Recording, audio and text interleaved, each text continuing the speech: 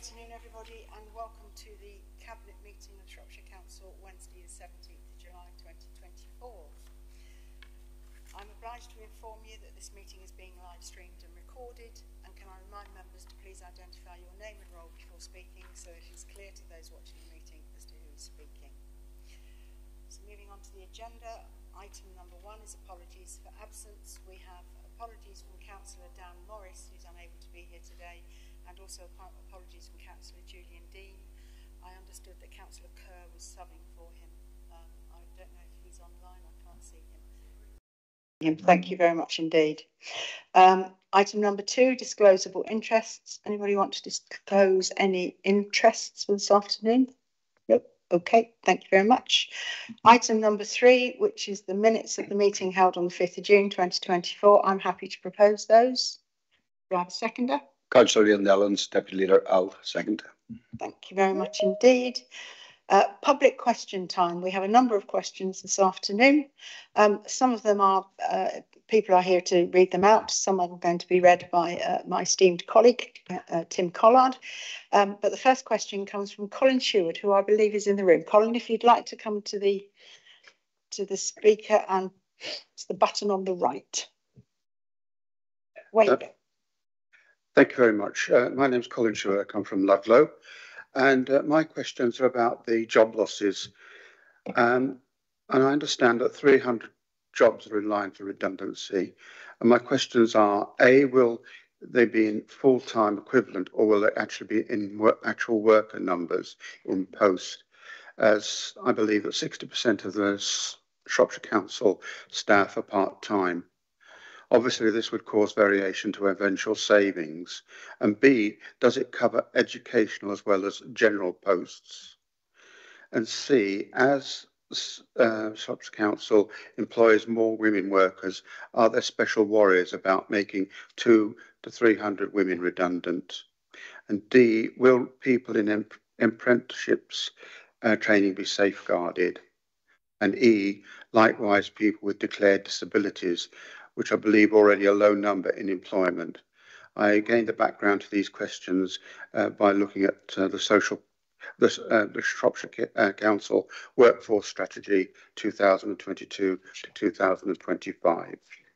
Thank you very much, Mr. Sherwood. I will be answering those questions as leader of the council. My name is Leslie Picton. So in reference to your question A, which was, will it be full-time equivalent or will it be actual workers in post? This was an estimate at a point in time, and figures quoted were FTE posts. So based on an average full-time equivalent post budget of 50,000, including on costs. The question B, does it cover education as well as general posts? This covers all council employees, but excludes support staff employed directly by maintained schools. In answer to your point of C, a workforce equality, social inclusion and health impact assessment will be undertaken to determine the impact on protected groups and associated mitigating actions. In regards to question D, which was around apprenticeship training, all roles will be considered as part of the review. And the question E, likewise, people with declared disabilities, it's the same response as C. So we would do a workforce equality impact assessment. Thank you very much for your question. Okay, so moving on to the next question, which is from Dr. Jamie Russell, who I don't believe is either online or in the room. So the question will be read out by Tim Collard. Thank you. It's in 2 parts. Do you want me to read the whole lot out in one go? Yes, please, if you wouldn't mind just reading it all out in one go, because I'm answering it in one go. Question is this: how much money will have been spent on the Shrewsbury Northwest Relief Road by the end of 2024? Will all of this cost to date be included in the benefit cost ratio or excluded as sunk costs?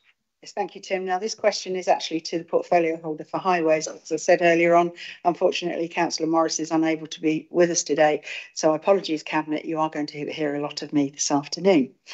So by the end of the 2024-25 financial year, assuming the current programme is met, the Council would expect a total expenditure to be 36.5 million.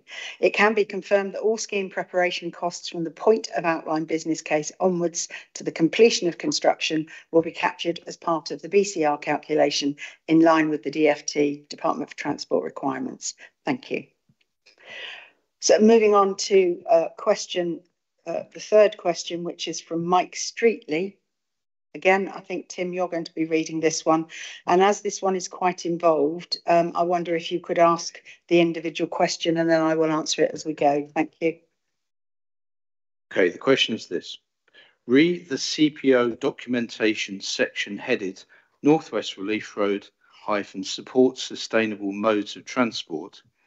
The planning application for the proposed Northwest Relief Road included plans for extensive improvements to facilities along Welshpool Road for people on foot or bike. These were described as an important mitigation for the extensive negative impacts of the proposed new road. The CPO and SRO documents submitted to Cabinet meeting on the 17th of July do not appear to show these measures being progressed. First part of the question, could you please confirm whether Shropshire Council still plans to implement these measures as part of the overall Northwest Relief Road package? Thank you, Tim. So the answer is the Council can confirm that improvements around active travel will be undertaken along Welshpool Road in line with the development of the Northwest Relief Road. Funding for these works will be through a combination of the existing periodic maintenance budget and the potential allocation of elements of the recently confirmed Local Transport Fund award. This element will be confirmed once further national guidance is available, unfortunately recently delayed by the general election. Thank you, Tim. Could you also please confirm that the roundabouts on the proposed new road will have at-grade crossings for people on foot or bike, and that these are not compliant with LTN 1/20? Thank you, Tim. We can confirm that the roundabouts on the Northwest Relief Road will have at-grade crossing facilities for walkers and cyclists. The Holyhead Road roundabout will also have an underpass for walkers, cyclists and equestrians. The original design date for the Northwest Relief Road predates the LTN 120 guidance and therefore was not required to reference this outline business case. Adaptations have subsequently been made through to detailed design to adapt these original designs. It should be noted that LTN 120 is indeed only guidance and there are acceptable design solutions that can still be found where there are practical constraints on delivering a fully aligned solution.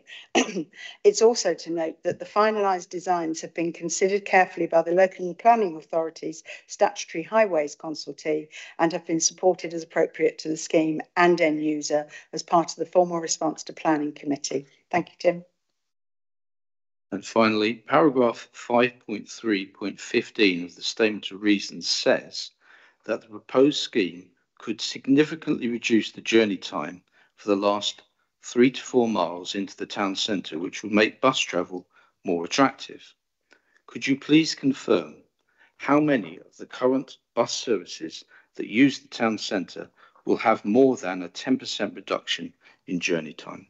Thank you, Tim. Work is currently underway to revise the traffic modelling scenarios within the outline business case to the present day, in line with the requirements of the full business case. The benefits that will accrue to all motorised road users, including public transport, will be captured as part of this. This is due for publication in autumn 2024. Thank you, Tim. So that takes us on to the next question, which is from David Macy, which I also believe, Tim, you are going to read out. You can just read this one straight through. The question is this. At April 2024 Cabinet, portfolio holder Dan Morris updated the proposed car parking increases report. This update and the original January report make no reference to increases on the 31st of October 2022, just 14 months prior to the January report. By including this, wouldn't this have given Cabinet a better informed perspective, highlighting significant increases well above inflation. In a short period of time, comparing charges prior to October 2022 increases to the proposal. In this short period, Band 6 will have a 100% increase since October 31st, 2022, moving from 30 pence an hour to 60 pence. A one-year permit before 31st of October 2022 was £192, increasing by 33% to £256 on that date. The proposal is an additional 50% increase to £384, a 100% increase since before the 31st of October 2022. St Julian Friar permits increasing 71% from £448 to £768 for the same period. Other car parking increases range from 40% to 60%. Compared to inflation, compounding the highest inflation of 11.1% in 2022, 10.4% 2023, a permit costing £192 before 31st of October 2022 would be £235 in 2024, up 22.7% worst case. Band 6 proposal is a 100% increase, 4.4 times highest compounded inflation and 5.8 times the average compound inflation rate of 17.2%. Brackets 2022 average 9.1%, 2023 7.44%. Whilst appreciating this is still to go to public consultation, can the portfolio holder give justification to recommending these disproportionately high increases compared to high inflation over the last few years, and why the 31st of October 2022 increases were omitted from the reports, as they are surely relevant from a full cost increase perspective? Thank you, Tim. Again, answering this on behalf of Councillor Dan Morris. I'm just going to try and get my mouse to work over here. Here we go. The context of the increases and the period to which they apply needs clarification. The increases in October 22 were approved in February 22.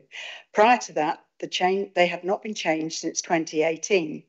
The pre-October 22 charges were in fact 2018 prices, and so any changes reflect a change over a much longer period. It's 6 years, not 2 years. On this basis, the suggestion is that a 100% increase over 2 years equates to 50% PA is not reflective. The more representative 100% increase is over 6 years, which is 16% per annum. The season tickets and residence permits are based on the hourly rate, but have significant discounts of 65% off the full hourly rate for season tickets and 74% off the full hourly rate for residence permits. The 2018 parking strategy was quite rigid on how charges should be informed by the characteristics of the town, the proximity of the car park to destinations dependent on it, and the likelihood of finding a space. This was relaxed in the current report, but this was mainly to accommodate the immediate issue of the widening gap between Shrewsbury and Shropshire as a whole. The report also gave approval for a new 24-25 parking strategy to be discussed, changes considered, and a full consultation. This will include the benefits of a more flexible guidance by which individual towns and car parks are assessed to ensure the charge in each car park is still appropriate. Thank you. Moving on to the next question is from Graham Betts. And once again, Tim, I think this is for you. And I think Chris is answering this one. But again, if you could read it out in questions, because I think Chris has got those separately. Thank you. Okay, question's this. Planning application 1302285 full.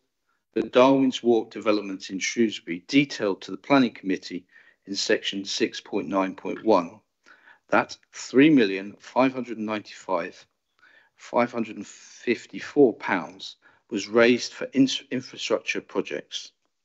This included £519,480 for a bus service through the estate in accordance with section 6.6.8 and £151,000 for the local road network.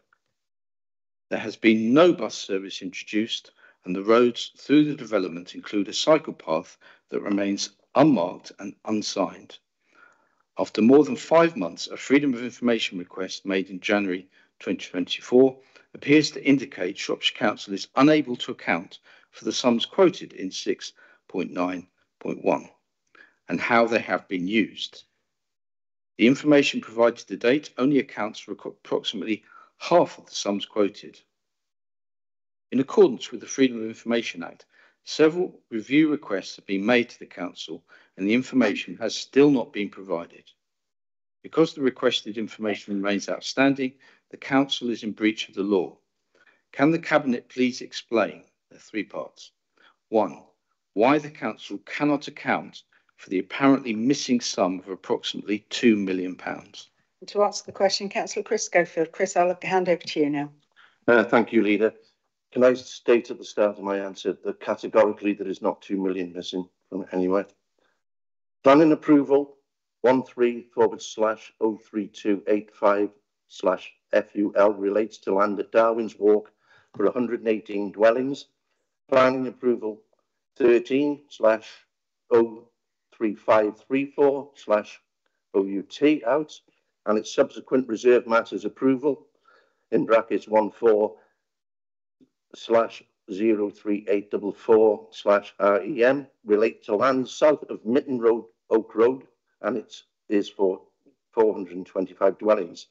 References to local infrastructure provision made in both committee reports for the above sites relate to the combined costed infrastructure needs of the sites, which are met by a combination of developer contributions, i.e. Section 106 and SIL.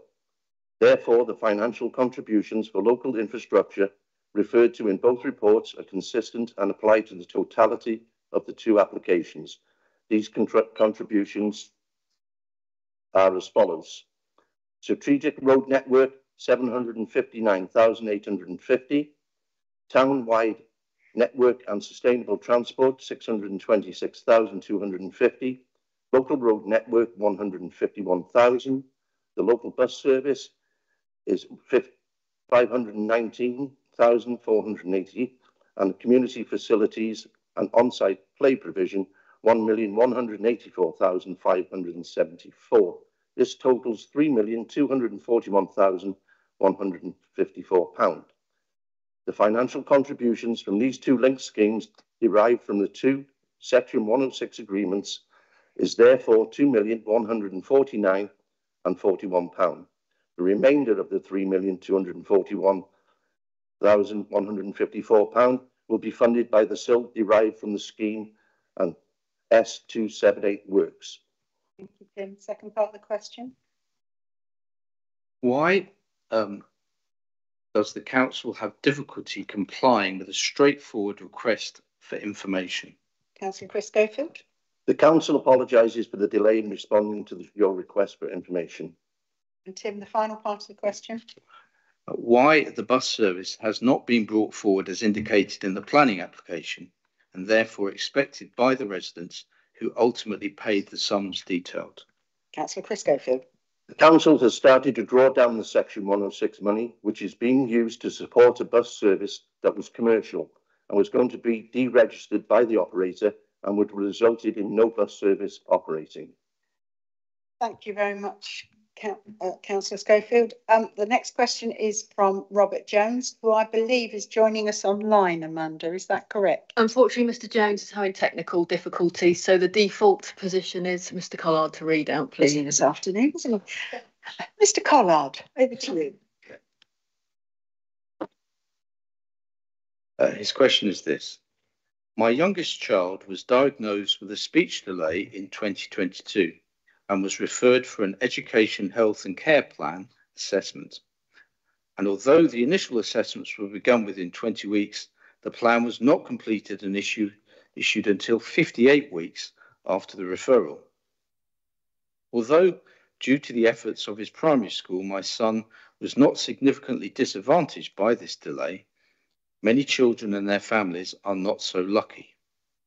According to the latest data published by the government for 2023, Shropshire Council's performance in issuing EHC plans for children and young people with special educational needs and disabilities within the statutory 20-week period has fallen, with just 38% completed on time, worse than the 46% of the previous year, and this has been consistently worsening over the years since 2019.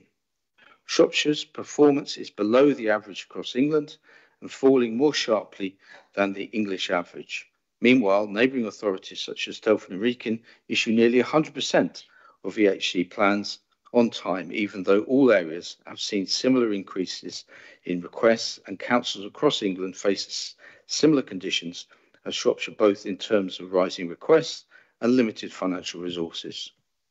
Why has Shropshire Council so continued to fail children and young people with SEND? What concrete steps have been or will be taken to ensure 100% of EHC plans are completed within the 20-week deadline in future? Thank you, Tim. To answer the question, Councillor Hurst-Knight. Thank you, Leader. Councillor Kirsty Hurst-Knight, on the portfolio holder for children and education. We are sorry that our performance in meeting the 20-week timescale for issuing EHCPs has not been met and the standards required, and that your child's EHC needs assessment took longer than average to complete. Delays in the process have been linked to the significant increase in requests for EHCPs and the needs assessments that have been received in Shropshire. In 2022, new requests increased by 46%, which was double the national average, with a further 72% increase in assessment requests between 22 and 23. Likewise, the number of new EHCP plans issued by Shropshire Council has increased by 20.3% between 21 and 22, and by 154% between 22 and 23, compared to 26.6% nationally.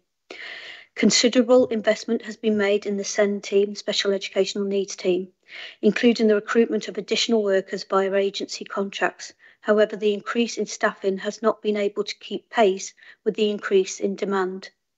We have taken steps to recover and stabilise the team through our recovery planning, and we are actively working to secure permanent members of the team, starting with the EHCP team manager, with interviews scheduled for early August. Work has also been undertaken to address the increase in demand, which has been focused on the development of an agreed local framework called Shropshire's Ordinarily Available Provision, known as SOAP, which outlines the level of support and interventions that can be expected to be delivered through high quality teaching and SEND support prior to an EHCP needs assessment, which will enable students to have their needs met at the earliest opportunity. The framework is available at the public local office site at the SEND Support Shropshire Council. Issuing improvement in the 20-week performance has been identified as a key priority by the Council and the SEND and AP Partnership Board. Regular monitoring meetings with the DFE have taken place, and the SEND advisor sharing examples of good practice from other local areas. The Service Manager for SEND and Inclusion also presented a paper in May 2024 outlining a recommended recovery plan with the aim of issuing the new EHCP plans to above the national level 50% by the 31st of December 2024 through this recovery plan. The actions in the recovery plan are based on the best regional and national practice, following examples of local authorities that have consistently delivered close to or at 100% timeliness. The recovery plan was approved by the Partnership Board and actions have been implemented. These actions have already resulted in an improvement in the monthly performance of timeliness for the issuing of these plans, which was increased to 43.3% in June, and we are confident the improvements will continue. Our target is to be in line with the national average by the end of December 2024, and to be well above the national average by the end of March 2025. Beyond March 2025, we will then strive to achieve 100% timeliness as soon as possible. Positive work has also taken place to improve overall quality of the plans the partnership developed and implemented to consist EHCP Quality Assurance Framework in October 2023 for all new EHCP plans and those amended through the annual review process. The framework is based on regional and national good practice, including peer review with a local authority consistently identified as delivering high quality plans. The framework is available on the public local offer site here, EHCP Quality Assurance Standards, Shropshire Council. We remain committed to working across education, health, social care and with parents to ensure all children and young people with SEND are able to receive the support they require to enjoy and achieve strong outcomes in their lives. Thank you. Thank you, Kirsty. So that's the end of the public questions. Moving on to member question time. The first question we had was from Councillor Andy Boddington. He was going to join us remotely, but he's said that he's not able to join us now, but he's very happy with the response and he has no supplementary question. So I don't intend to read it out and do the usual bits between the two of us. Thank you, Andy, for getting in touch to say that as well. Second question coming from Councillor Kevin Pardy. Kevin, if you'd like to come up to the front when you're ready. Thank you, Chair. Do you wish me to read the question out? Right. As you will be aware, I'm an ambassador for TMBSS. Could you explain why they were only given 0.2% increase in their budget last year, 23-24, and why, according to government data, their funding per pupil is £19,265 compared to the national average of £29,569? How can this amazing service remain financially sustainable? Thank you, Councillor Pardy. Can I just say that I've had a really long answer and a very good answer as well. That if Councillor Hurstnight doesn't wish to read it, I'm quite happy about that. I think we have a shortened version, and I think we're going to I read that and looked at it and thought, really?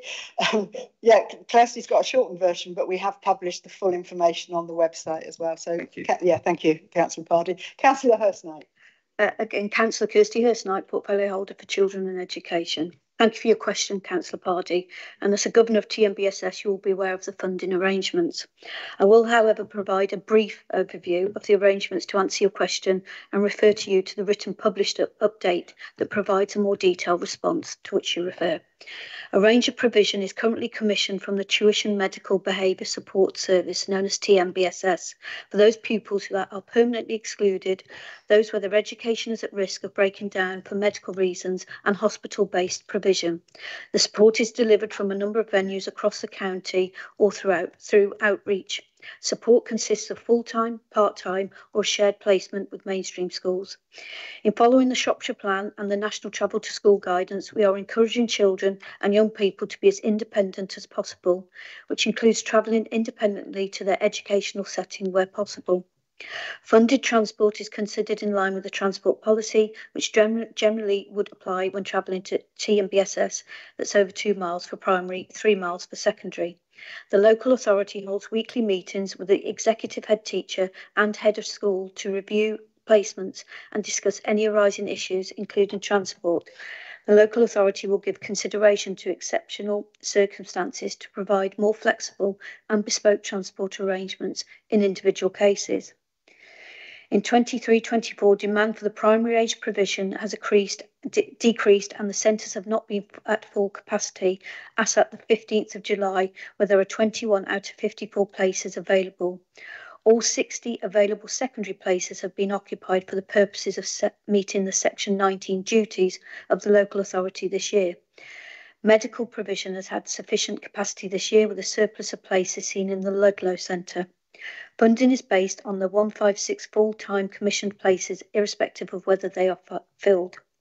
Shropshire follows the national guidance on funding for pupil referral units, as outlined in the High Needs Operational Guide. The funding arrangements outlined in detail in the published response show that TMBSS has reported reserves of the region of 250k to 420k, indicating that the top-up funding rate per pupil has been sufficient over the last 4 financial years to meet the school's expenditure requirements. TMBSS ended on 23-24 financial year with a 393k in reserves. Funding for TMBSS has also increased by 4% between 23-24 and 24-25. We've also been working with the DfE and TNBSS in response to concerns around funding pressures, including the national data for an average per pupil funding. As a result, we have arranged for the DfE School Resource Management Advisor to visit TNBSS in September to undertake a review, which will include identifying potential for cost reduction to be made and opportunities for an additional income to be generated. The independent financial review will provide observations and evidence-based recommendations that will contribute to the high needs block funding 3-year forecast reviewed, as mentioned earlier.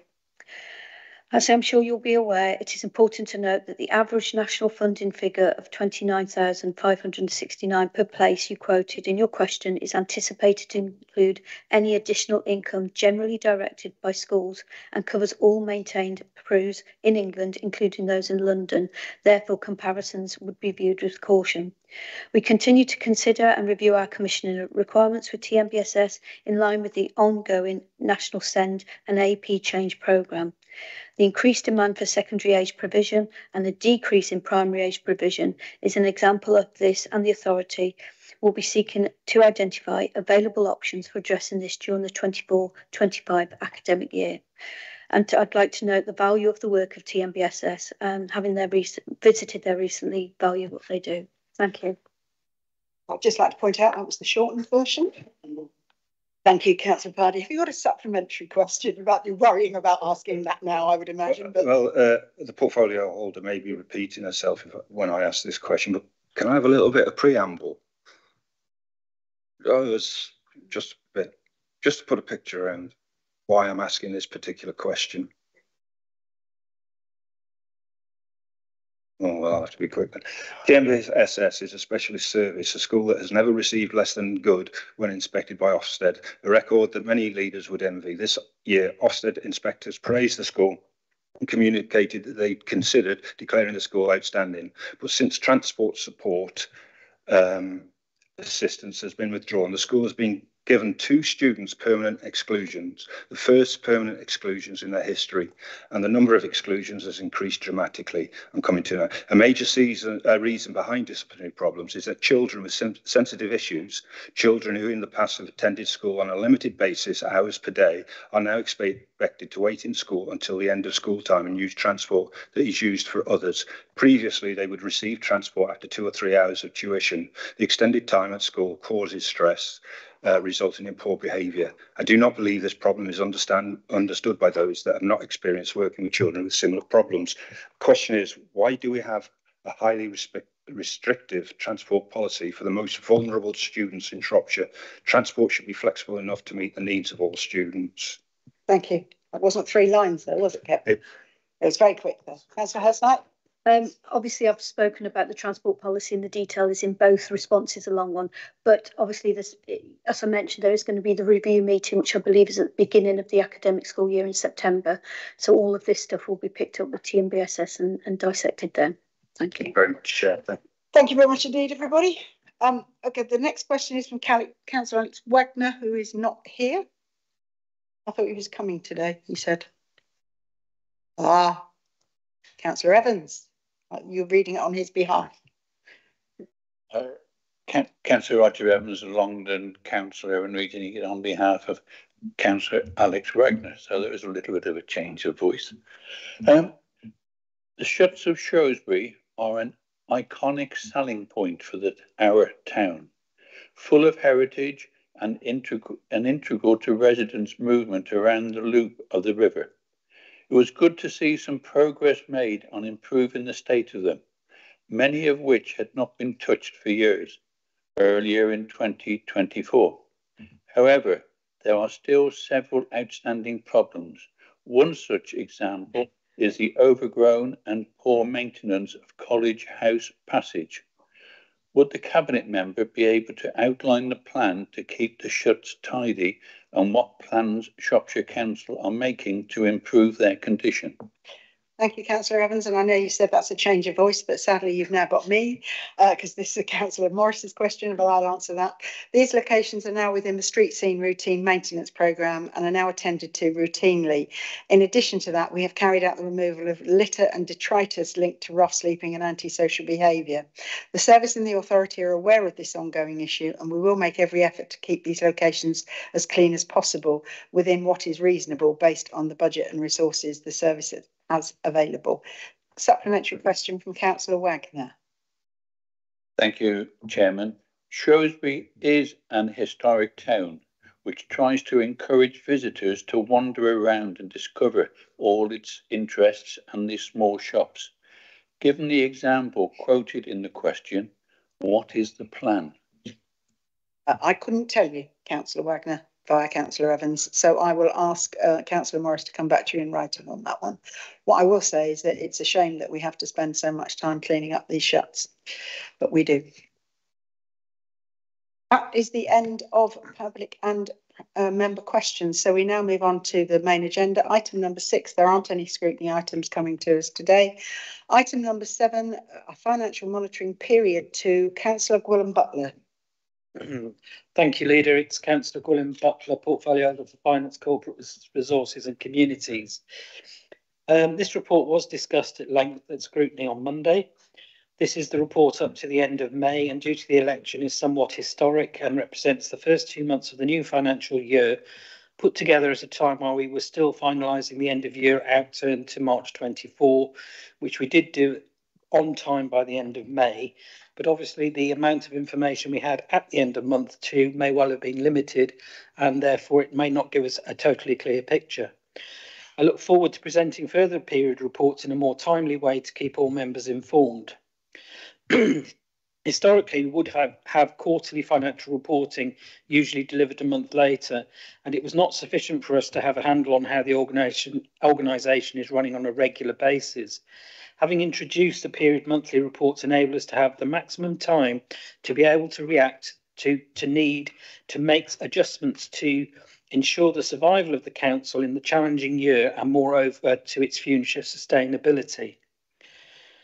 I will not shy away from it. The report provides serious challenges and the senior officers have been set with undertaking needed change to support the short-term survival of the council, but also start the shaping of the future sustainability of the council. This also goes to all portfolio holders, and we are, as a team, are also charged and have to take up the challenge with all our lead officers. I move the recommendations as set out in the report. Thank you, Councillor Butler. Do I have a second of that report? Councillor Kirsty Hurst-Knight, happy to second. Much, Kirsty. The one thing I will say about this is that the portfolio holders around this table are very well aware of the challenges ahead of us and are working extremely hard with their lead officers. So this isn't just an officer situation, this is the member situation too. Rosemary? Thank you. Should have said, welcome. Thank you As very the new leader of the Labour group. Welcome. Thank you very much. Rosemary Dartmoor, Councillor for Baston Hill, Colham and Sutton. Because the next scrutiny and cabinet meetings are almost 2 months away, I'm asking for members to have access to monitoring periods 3 and 4 as soon as they are produced. These new reports are a finger on the pulse of council finances, so I'm asking for circulation of those 2 periods by email to all members. At this critical time, we need to and must see the monthly financial progress in real time. If not, members will be kept in the dark about the most pressing concern they and the residents they represent have. Can the council survive the current financial crisis? Thank you, Rosemary. I'll come back to you. Do you want to come back in on that one now? Is that all right? Yeah, of course it is. Thank you, Rosemary, for the question, and I fully understand why you're saying it. I know last year, and Roger will remember, as soon as we had the period reports coming out, we did actually do leaders' briefings, of which I know I attended 1 or 2. And once that report is available, I'm more than happy to do that this year, because I think it's important that we're all on the same boat and we're unified on this. Thank you. Thank you, Roger. Thank you, Chairman, and thank you, Cabinet Member. It would be useful to do that, and I look forward to that taking place. My question is about 2 different sections on the paper, 7.3 and 7.4. In 7.3, it states that, however, some of the overarching savings previously considered as indicatively deliverable have now been reassessed, and some will be undeliverable in the current year. And then in 7.8, there's a message there. Changes made in the short term to manage the council's financial position may require reduction, pausing or stopping of services. Can I be assured that if there are any changes in policy, whatever those changes are, members will be involved and be briefed on what is happening? Thank you, Roger. Well, Yep. Thank you for those questions, Roger. Looking back historically over the years I've been on this unitary council, and as we saw last year, we managed to produce an amazing 81% of our savings. It is, especially when you've got the amount of savings we've got, it is very rare that we would actually produce the whole amount without any slippage. So I think this is pretty much normal procedure. And as we've already acknowledged on the red squares there's some areas of savings we haven't identified yet. And that red square may get bigger if some of the amber ones actually fall out as not coming together. I hope it won't, but I'm not saying that it won't go down that line. In respect of policy changes, it is in the Constitution that if it is a change of policy, it will have to come back to Cabinet. But whether things do become a change of policy may be up to further debate, and it will be up to Tim Collard, our monitoring officer, to decide whether it needs to come or not. Thank you. Oh, Roger, do you want to come back? Only quickly, Chairman. I agree, understand what it says in the Constitution, but members will be asked by their residents and members of the public what is happening, and the members are the best way to inform residents of what the council is doing. I want the council to remain masters of their own house. Shropshire has quite a financial problem this coming year, so it's important that we are all aware and we do not let the rumour mill go down the avenues which it shouldn't be. So the information exchange is very, very important. Yeah, if I come back to you, Roger, I totally agree with you. And I to the best of my ability, if we are able to do that within the period reports on a monthly basis, some of them might not become public till a week before scrutiny, but we will try and do so to the best of our knowledge. But the one caveat I will put on that is time is our enemy here. And sometimes we have to move so quickly, but we will try our best. Thank you. And just from my perspective, I absolutely agree with you, Roger. We don't want the rumour mill to take over, and I'd be grateful if, members didn't create a rumour mill around it sometimes too. Okay, I have a proposer and I have a seconder. All those in favour? Thank you very much indeed. Sorry, Gwilym, you don't get any rest. Item number 8, Financial Strategy 25-26 to 29-30. Councillor Gwilym Butler.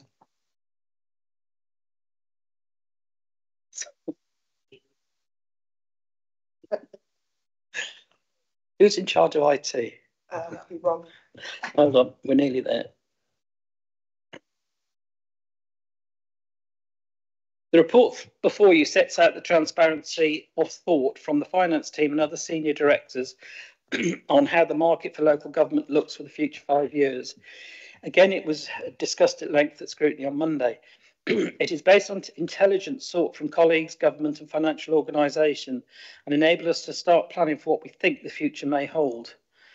We, as a council, cannot just think of this year's budget, but in planning for the council must make the medium-term view, especially when we have ambitions of sustainability, efficiency and delivering a modern council fit for the next generations.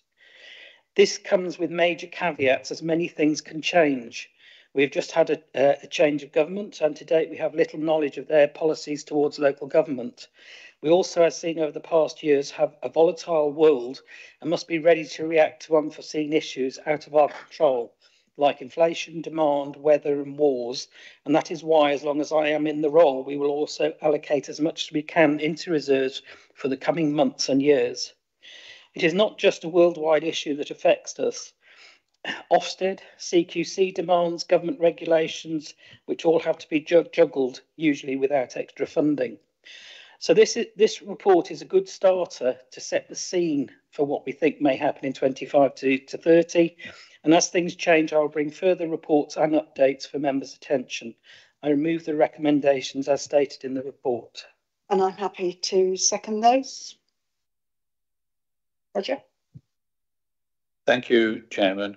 I'm told that in a reply to a survey that was recently carried out, that a number of councils responded saying that they were likely to have problems before the end of this financial year, which would involve them in declaring themselves a 114.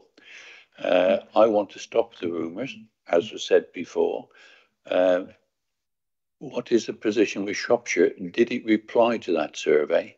Did it include itself? There's 50% of the councils who replied to the survey said that without help, they will have problems this financial year. And also, can I add to that, Chairman? And I did ask it at the scrutiny meeting, but need reassurance here today, is that on page 20 of this report, it says there pay inflation was assumed at 3%, and it's now being thought by this council it should be 2.5%. And in a figure 3 in that chart, it shows a £750,000 saving in pay growth. So is that a fact? Is that expected? Is that needed to get to the balanced budget that this council has to achieve by the end of this financial year? Thank you, Roger. If you're referring to the LGA survey that was done, which is the one that I completed, I think the results were that 50% of the councils that filled it in would call a 114 within the next 4 years, or within the life of the new government, actually, was I think the words that were used. I had a phone call not long before the election that said that the journalist had been told that 15 councils were likely to call a 114 in the next 3 months. Was one of those us? No, it wasn't. And I didn't answer yes when I filled in that survey. At the moment, we are on track. It's difficult, but we're very quietly confident that we will survive this financial year and we will be sustainable in future years to come. So we did not answer yes to that question. Councillor Butler, if you want to come back on the pay scale. Yeah, on the actual pay scale, as I mentioned in my introduction, we actually take the information from all the bodies that are available to us, and I would imagine that that body actually comes from the National Pay Award team, of which we're signed into for pay. My personal view would be that as inflation is now down to 2% and is expected to fall further, I would think a 2.5% pay award would be seen as reasonable and above inflation. Thank you.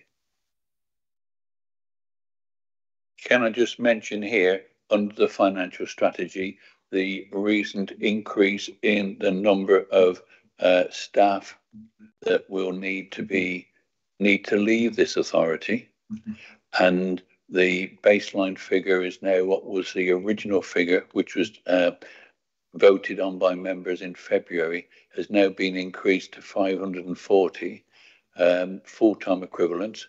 I note the public questions that were asked about the number of staff who work part-time in the authority.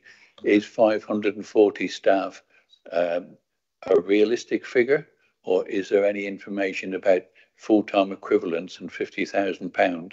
A number of staff will be much below that, so it's the balance in between senior and lower graded staff. So it's that sort of figure. Would like some confirmation that is where we are. Roger, can we answer that in the next paper, because it's not actually in this one? Thank you.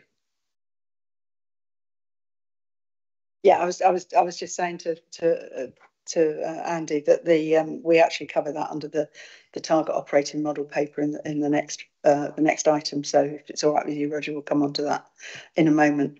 Okay, so I have a proposer. I'm happy to second. All those in favour? Thank you very much indeed. So that neatly brings us on to the council's new target operating model, or TOM, as it's lovingly not known. So I should first state that the TOM, the target operating model, has actually come out of our Getting Leadership Right sessions that have been taking place with all of our staff across the council, and this is very much part of what we discussed at the budget setting meeting in February. But those of us around the cabinet table felt that because of the enormity, if you like, of not just the resizing, but also of the sustainability piece for the council of the future, we wanted to bring this paper to you so that you could see the amount of work that was going on, and also to show you how we believe the council of the future will operate. Now, I'm not going to say any more because I'm actually going to ask Andy to say a few words on this, because this is very much about an operational staffing model. And I want Andy to actually take you through some of this. Now, I appreciate that for those of you who were at scrutiny on Monday, you will have seen a lot of this. But I think just a recap, Andy, on what we spoke about on Monday. Thank you very much indeed. Okay, thank you for that. And just reiterate the as a preamble to this, in terms of our objectives for this financial year is around financial survivability. So we've got to align all our resources to that singular objective of making sure that we can return a balanced budget at the end of this financial year. But as Leslie has just explained, what we need to do is consider what the organisation of the future needs to look like, both in terms of structure, but in terms of how it operates as an organisation. Again, as Leslie has said in her introduction, this has been referred to as the TOM, or the Target Operating Model, and that came from our Getting Leadership Right work. But we recognise that that really is management speak, and we wanted, for clarity, really to stop referring to it now as a target operating model and simply refer it to as the way the council of the future will operate.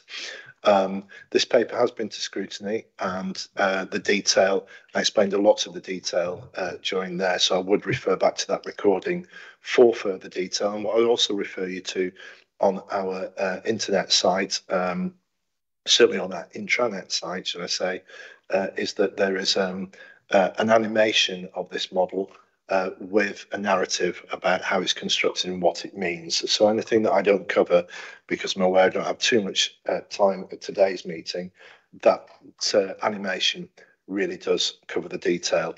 But if I can draw your attention to the figure 1 on what is page 56, page 10 of this section, which looks, I guess, referred to as the kind of orchestra diagram. And what that sets out is the foundations on which the new model will be based. And I draw your attention to the bottom line there, where Cabinet and Council and local members, elected members, really create the foundation on which this organisation rests. They set policy and direction. And again, I was keen at scrutiny to make the point that really we need to leverage, as already been mentioned in today's meeting, the capability of local members in terms of their connection with communities and localities, and that mutual exchange of information. So how that informs the future direction of the council and what it needs to do in relation to supporting the citizens of Shropshire in those particular communities and localities. And what I would then do is kind of turn to those concentric circles or arches of the diagram. And basically that's trying to explain the way that people will operate, but will interact with the organisation in the future. You've heard me and others talk over the past probably 18 months, 2 years, about our early intervention and prevention work and how we're trying to get further upstream of the kind of demands that are put on our services, because we firmly believe the further we can move upstream, then the much more cost-effective and minor interventions we can make to support people to live far more independently, far longer, rather than come into contact with more acute type services, either within the council or within health partners. Excuse me.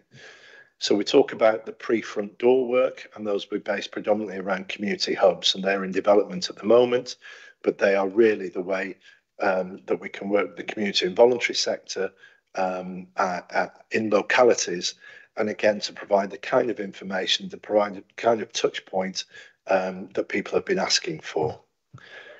Following that, the next set of circles are based on the fact that the organisation, like every other organisation or every other public-facing organisation over the past few years, has become far more digital and online and far more automated. So we're investing heavily in that automation, digitisation, so that people will be able to interact with us 24 hours a day, 7 days a week. They'll be able to digitally access the information that they need, transact with us in a much more simpler way at a time of their choosing. That digitisation and online approach, it will be far more nuanced than perhaps initially that would suggest. So a lot of this will be driven by AI, driven by chatbots, and that seamless interface between natural voice recognition and getting the information that you need. So that initial level we talk about on the beige line, if I can draw your attention to that, that's the pre-front door work. The next one really is around that digital self-serve. That's where we're hoping that people will be able to interact with the organisation in the way that I've just described. And the next one after that is the more supported inquiries. That's where essentially you'll have to be triaged and somebody will be able to take your call, interact with you and support you, direct you to the most appropriate part of the organisation.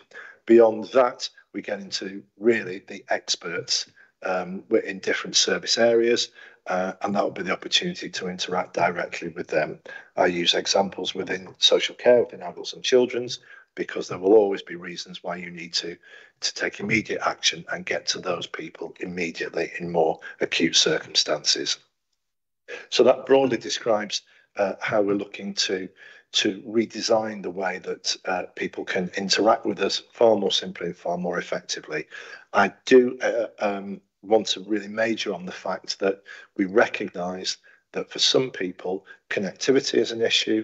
For some people, online interaction is difficult, and we're trying to mitigate that in a number of ways, as I say, by using AI for voice recognition and interaction in that way, but there will always be a route through to speak to an actual person if that is required.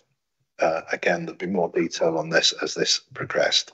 Again, one of the questions at scrutiny was how are we making sure that this is being, the design of this is being informed by all stakeholders. That's a major part of the work, and this is an initial framework from which we will develop and build.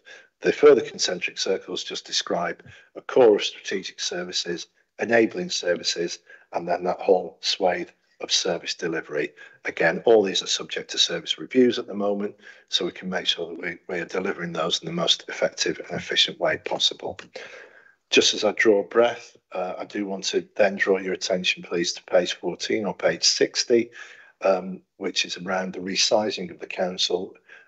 Roger, I think, starts to answer your question, because that diagram really explains how the total of that at the moment the 540 figure is built up, and that again is just a simple mathematical way of describing the quantity.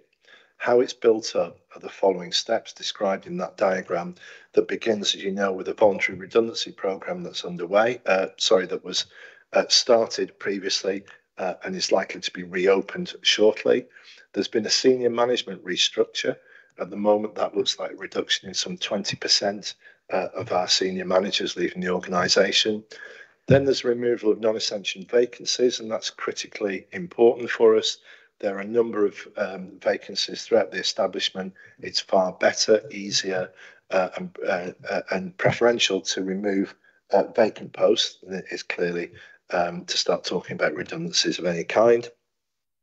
There's also the review of any of our agency spend. Some of that at the moment is critical in some areas, but even in those areas, we're looking to reduce those as much as possible. A, because it's a very expensive way of delivering services, and B, we find we can improve quality and reduce costs by onboarding those agency staff, or again, creating conditions where we can recruit and retain staff in those key areas. The final piece then is that whatever's left, and when we've completed all those elements, that will be the amount that we have to look at in terms of compulsory redundancies. At the moment, everything that we're trying to do is to minimise the need for that.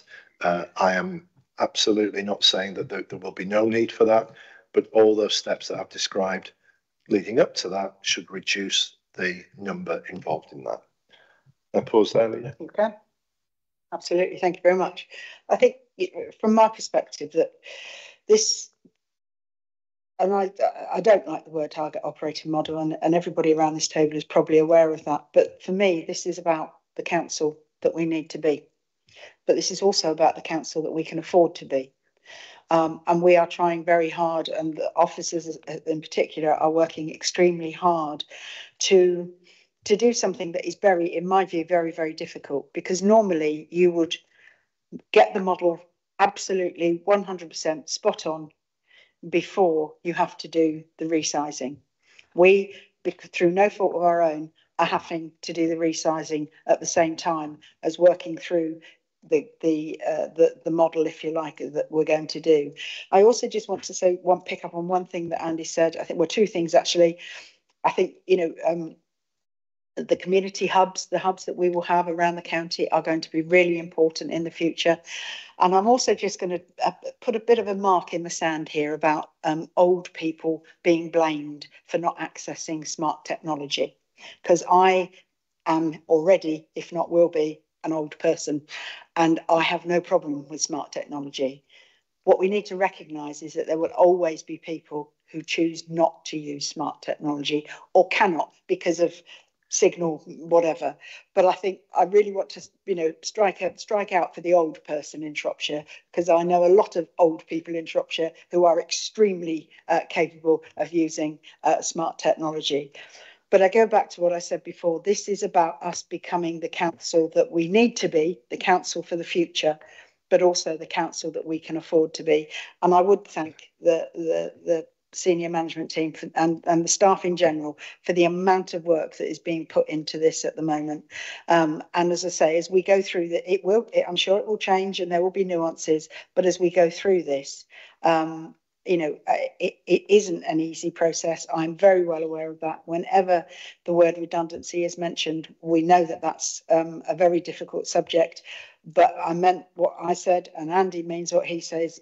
We are looking to do everything we can to mitigate the number of compulsory redundancies.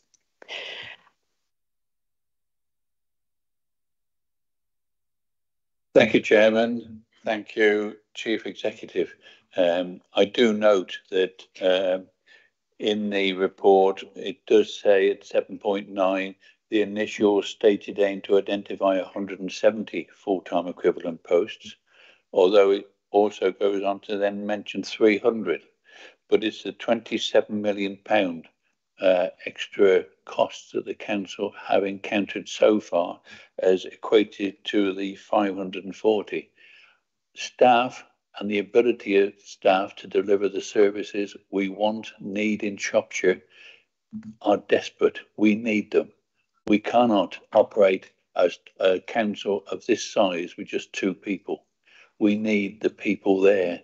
And I am concerned that £27 million increase in expenses has caused us, the council, and I use the word us because I am a councillor and I'm interested in what the council does, increase the number of full-time equivalent staff to increase from 170 or 300 to 540, and that is just 3-4 months into the new year, as we get into the autumn and the winter, before the costs in previous years have increased even more.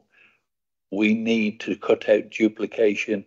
We need our staff, and to do some of the projects that this council is embarking on, I think really, really puts the council in peril. There is an item later on in the agenda, which I am absolutely amazed to see, and the council must be mad and going round the bend to actually bring it forward on this agenda when we are saying that we're reducing the staff by 540 because of the £27 million overspend, but we're spending money on that. But Thank you, Roger. That will come in later. Yes, I'm sure it will, where we once again explain to you the difference between capital and revenue. I think you're absolutely right that, it was a point in time, you heard me answer the question right at the beginning. It's a point in time regarding the number of FTEs we need. I'm not going to say redundancies, because what we're saying is it's about the number of FTEs. I'm not going to, I'm not going to make any illusions about this. One of the things that we can all do as councillors, we are all members of political parties. We can all impress on our political parties how important it is that local government is funded and funded properly. If local government was funded properly and social care was funded properly, we would not be in this position to start with. Councillor Butler. Thank you. I just wanted to pick up on your point, Leader, about the compulsory redundancies, and it's the last thing we want to do. I meet regularly, because the staff come under my portfolio under resources, with the Assistant Director for Sam Williams, and I think it's useful to be aware the amount of apprenticeships we're actually encouraging our staff to retrain to, and the average age of our apprenticeships is 38. So if this organisation is changing, if it is becoming modern and efficient, and you do find that there is no opportunities for your existing role, there is certainly opportunities to change course and retrain within this organisation. And I refer back to what I call the waterfall. Yeah, that waterfall, we've already, 77 people have gone under voluntary redundancy. We're going to be reopening that shortly over the summer period, so people can reflect on what's right for them as much as what's right for the council.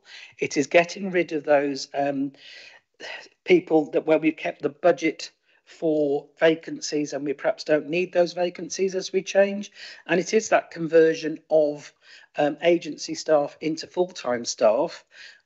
The reduction in the cost of that will be part of that 27 million and not actually physical bodies. And I'm very pleased to see that we have taken on board WME Opus to actually help us with that process, to actually get those converting of agency staff into full-time equivalents, which actually effectively saves us a third on that position, roughly. So compulsory redundancies is the last thing at the end of the road. So I don't think we should talk about this 540 compulsory redundancies. It isn't. There is lots of opportunities to change here and do things differently. Come on the journey with us. Thank you. Thank you, Councillor Butler. Rosemary. Thank you. While the need for resizing and reorganisation is obvious, I'd like to express concern for our staff. They will bear a large share of the consequence of the council's financial crisis. And as I see it, this is in great part due to the amount of external contracting that has taken place.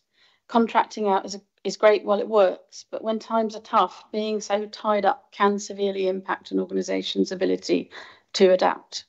The word agile is mentioned repeatedly through this report, but I see a council that has boxed itself in to a position where agility is limited, and our staff will pay the price for this disproportionately.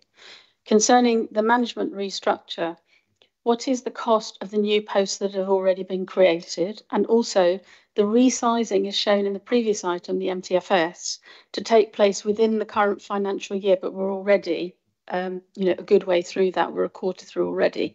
Can this really happen in the allocated time frame, or will we be looking for a much longer period of resizing? Thank you, Rosemary. I don't think you have the moratorium on speaking for staff. I think every single person around this table has always got the staff in mind. Councillor Carroll, and then I'll come back to some of the points. Thank you, Leader. Councillor Dean-Cow, Cabinet Member for Housing and Assets. And I'd like to speak briefly in defence of and support of some form and limited forms of usage of agency staff and contractors.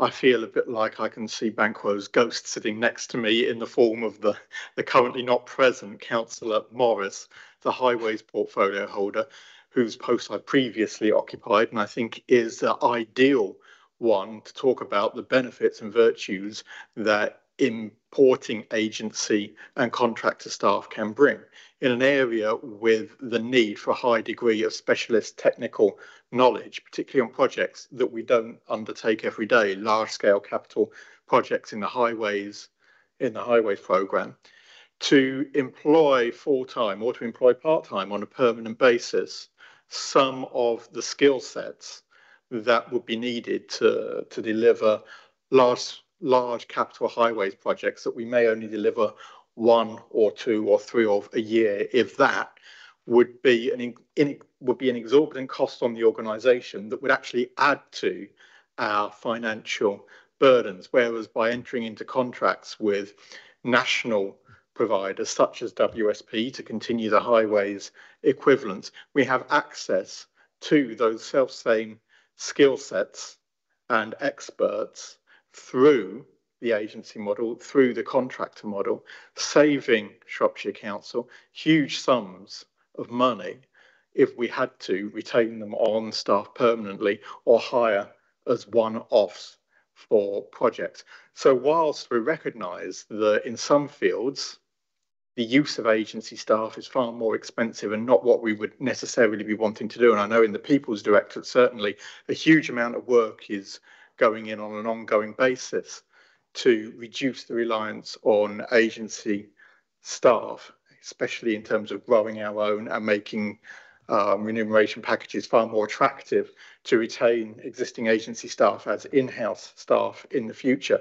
But I wouldn't like anybody to think that actually one size fits all model, or the notion that all contract or agency staff is a cost, an unnecessary cost to the council, to be the case, because it really isn't, and there is definitely a place for that to add to value for the council. Yeah, thank you, Councillor Carroll. And I'd also say that the third party spend, if you like, Rosemary, the contract part of the monies that we spend is a major work stream, in fact, probably the major work stream, actually. Councillor, oh, have I? Sorry, Councillor Butler. I do apologise. Right. So, Councillor Dartnell, I know you asked me what's the cost of the new staff. Can you be more specific?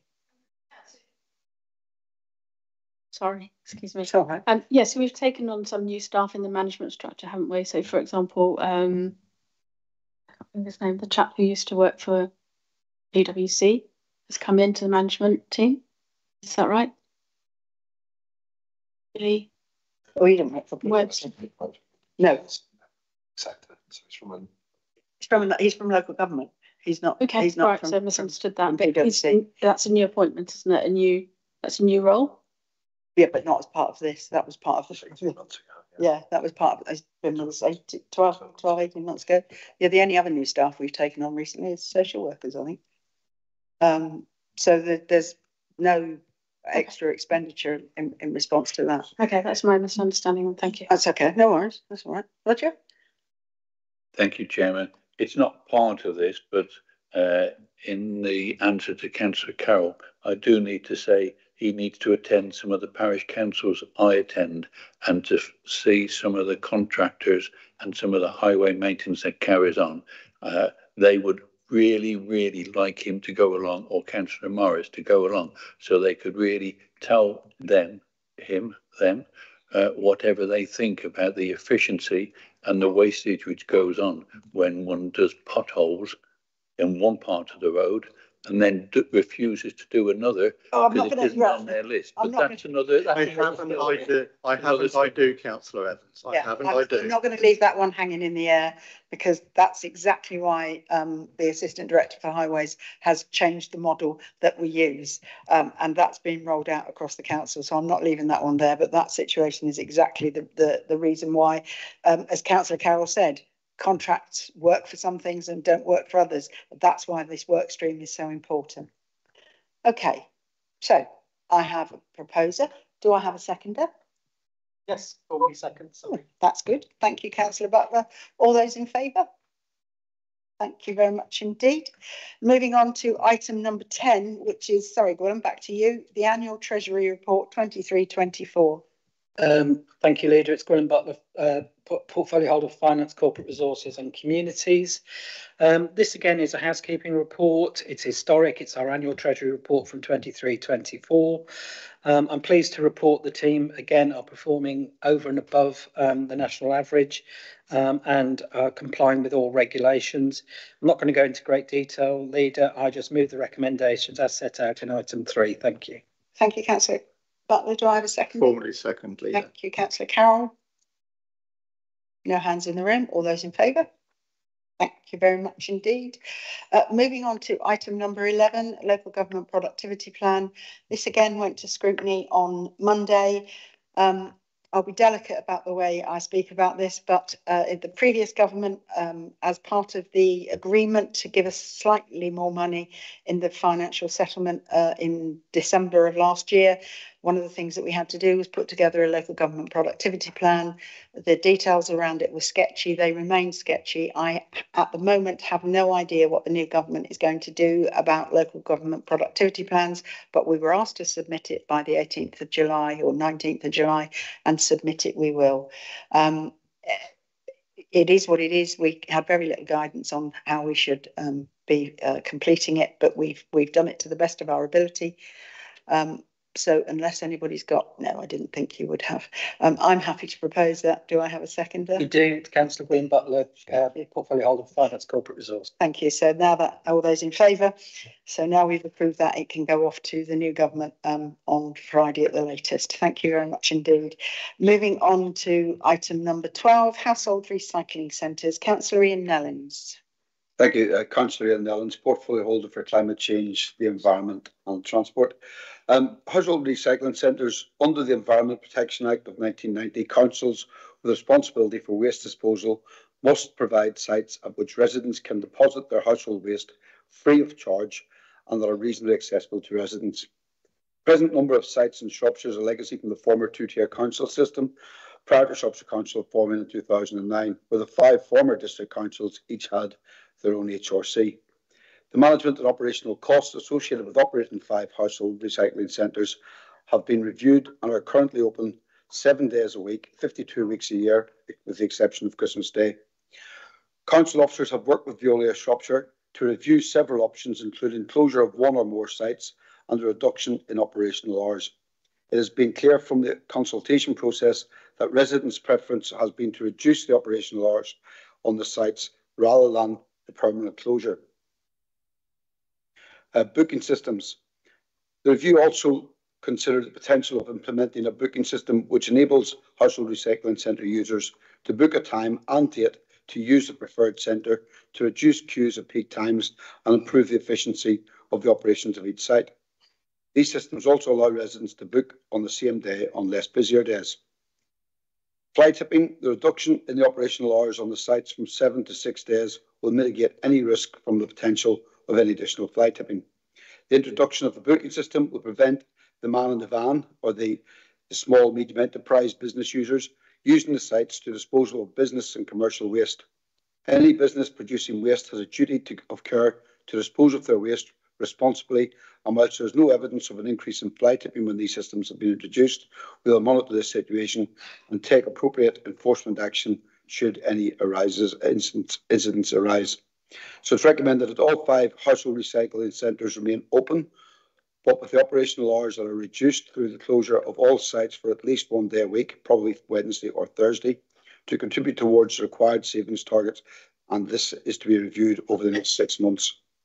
It's also recommended that the booking system is implemented at all sites through an online system or also a phone system to allow all Shropshire residents with the additional option to agree procedures and costs with neighbouring authorities for the residents who live close to the Shropshire border to potentially use the sites in the future. I propose.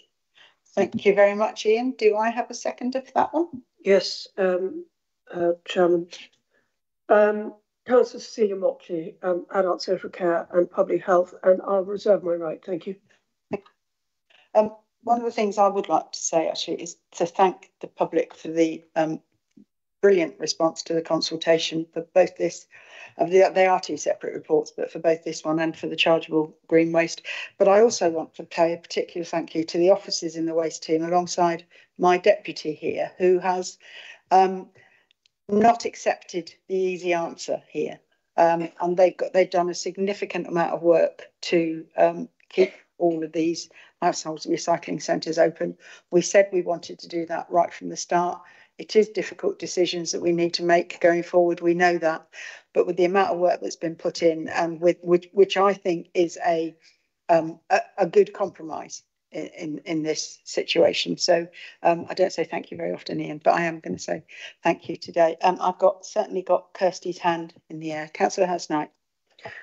You took the words right out of my mouth. I was going to say thank you to the portfolio holder as well and officers, and thank you for coming down to Bridge North Recycling Centre, where I am a local member. I think we all have seen the outpouring and misleading information that has reached social media, so we battled on and we came up with a workable solution. So just obviously thank you. You know, and the great thing is with the booking system, the review, the options that we remain open, we can really see how this works with a new working model going forward. So thank you. Thank you. And Councillor Kerr. Oh, thank you. Obviously, as you know, I pointed out that Shropshire Council has a very high level of waste devisings. So to that respect, I'm quite sympathetic to the need to control waste going into our household waste centres.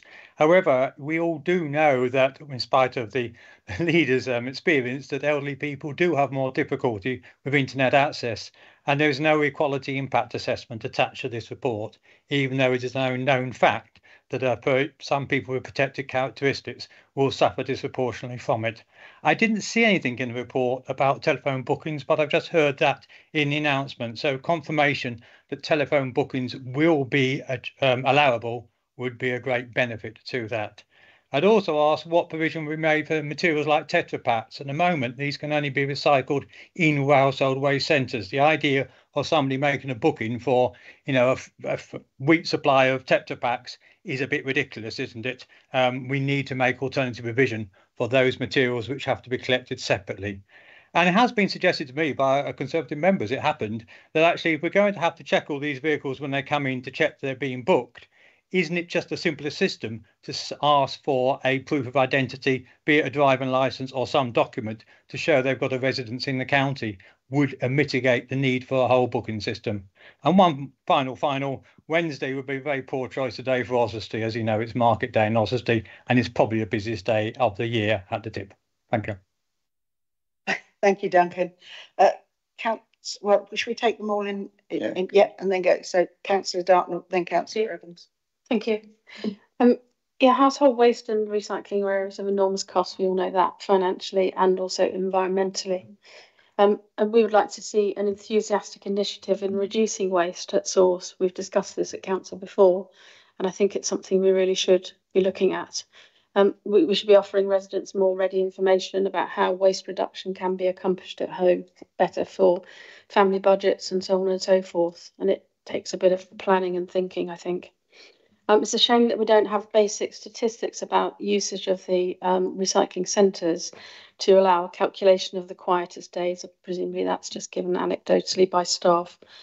Closing the centres 2 days a week on the quietest days over all 5 centres is important, I think, because otherwise we might inadvertently encourage people to drive greater distances to recycle. So I think what Councillor Kerr's just said about Oswestry not being a great Wednesday being a poor choice for Oswestry would perhaps, we would hope that we would be closing on the same 2 days per week everywhere.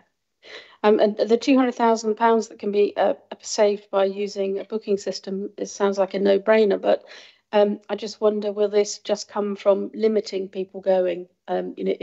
How is that saving actually achieved in real terms? Thank you, Roger. Thank you. Thank you, Chairman. I think sense has prevailed. We need all the 5 recycling centres in Shropshire, largest inland county. The transport and the carbon generation that would be generated by people residents going to another one, if their local one closed, would be horrendous distances that would have to go. And I know where some of that rubbish would appear, and it would incur costs from Shropshire Council in clearing it. Booking system for HRCs, I can't see the need for it, really. There's 5 of them, and I've been to HRCs, and it's rare that I've had to queue. The logistics of that would be very hard. How many do you have per hour? How much rubbish, how much waste is going to come out of the vehicle? Who knows? So it is going to be difficult. And I have got a report from Age UK on, and I note about the telephone, but it says here, people aged over 75 in 21-22, around 3 and 10, 29%, aged over 75, the equivalent of around 1.7 million, have not used the internet for personal use or have no access to it. And then of those 65 to 74, and I note what you said earlier on, Chairman, but around 1 in 10, 9% of the people aged 65 to 74, the equivalent of 620,000, have not used the internet for personal use or have no access. So there's, I would think, with our age profile, there would be large numbers who will have no access to the internet and do not use it. The examples that are quoted in the report, I would suggest, and I have no basis for it, but knowing the geography, I would think their age profile would be lower than ours. We have an aging population. We have above the average in England. So the booking system, please let's see how it works before you put that in place, because whoever's there taking the bookings is going to be cost that we may not need to spend. Let's try it and see. Thank you. For one awful minute, Roger, when you said we're the largest inland county, I thought you were talking about dumping it in the sea then for a minute. But anyway, I think, you know, I take your point about the ageing profile, but the ageing, yes, we have an ageing population, but the ageing population is our age. And going forward, there will be people, as I said earlier on, there will always be people who choose not to use it. And that's why there is another option going forward. Councillor Nellins, I'll let you answer all of those now. Thank you. Thanks for some positivity there as well. And as a member for Market Drayton, the third largest population in Shropshire, who doesn't have an HRC, I'm glad that some of you can now understand the problems that Market Drayton residents have. First of all, on Councillor Kerr's points about people going with small numbers, etc. I mean, there will be a pragmatic approach by staff, especially in the first few months of this, in order to make sure that the system works. There will be a honeymoon period that will work. But in the sense about the bookings as well, if you remember a question the council or cabinet a few months ago referenced somebody wanted to go to, it was the council to go to the household recycling centre on a bicycle. Well, this actually would allow somebody to go to the household recycling centre as a pedestrian or on a bicycle if they so wished. Choice of day is noted, and again, that's something that locally it would be the easy option would be to say the same day for everybody, so everybody knows. That being said, some local measures will have to take place, and I will make sure that gets pushed through.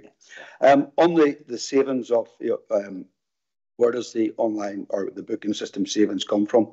The majority of that comes from the fact that at this moment in time, we know that there's a large number of business waste goes through. Shropshire Council picks up the bill for disposal of that business waste. So if we're not picking up that bill and we're getting it paid from elsewhere, and that is what I said, the duty of care of the small and medium enterprises who abuse the system basically at the minute.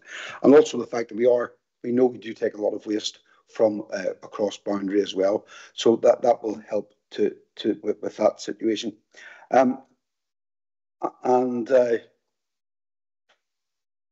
Yeah, Roger, on your point, there's a model, if you haven't already seen it, we can send out the infrastructure, or the information that came back from Kent County Council when they've done that. It makes very interesting reading. Initially, it was how it was, people didn't want it, but how it actually works. And what it does do is, for those older people who are hopefully fit enough to go to the household recycling centre, it means there's staff there to help them. And there is a danger. A resident rang me the other day to say there's never queues in ours. It's not never that busy. Be careful what you wish for, because that's the one you would close. Thank you. So I have a proposer and I have a seconder. All those in favour? Sorry. Oh. Duncan, is that? No, Mark. I think it's Mark, was it? No. Gavin, did you want to come in? Yeah. Hi, everybody. Yeah, Gavin Waite, I'm the Waste Contract Manager. Yeah, just to answer a couple of the questions. Obviously, one of the questions was regarding the amount of waste that we produce. There is a waste minimisation strategy proposed to go to council in September. and one of the guys in my team is working on that at this moment in time. And then Duncan, in terms of the qualities impact assessment, there is one which takes into consideration the responses from the consultation. I just didn't get it done in time to get it published. So I'll speak to Louise in terms of how we get that out onto into the public domain. So it's just a reference to comments that we got from the consultation in terms of protected characteristics, etc. In terms of the monies as well, is like Ian said, it's a reduction in tonnage at the sites. And in terms of the bookings, yes, people who haven't got access to the internet or haven't got access to smartphones can ring the customer call centre and they'll do the bookings for them. So that shouldn't be an issue. Thank you, Gavin. Thank you very much indeed. Sorry, I couldn't see your hand there. Age thing. I can't log on. Hey? An age thing. Thank you. G. Graham, Mr. Lowe. I have a proposer. I have a seconder. Yeah. I have a proposer. I have a seconder for that. All those in favour? Thank you very much indeed. I'm tempted to not take you on to the next item now. Item number 13, chargeable garden waste service. Councillor Ian Nellings, the old person sitting next to me.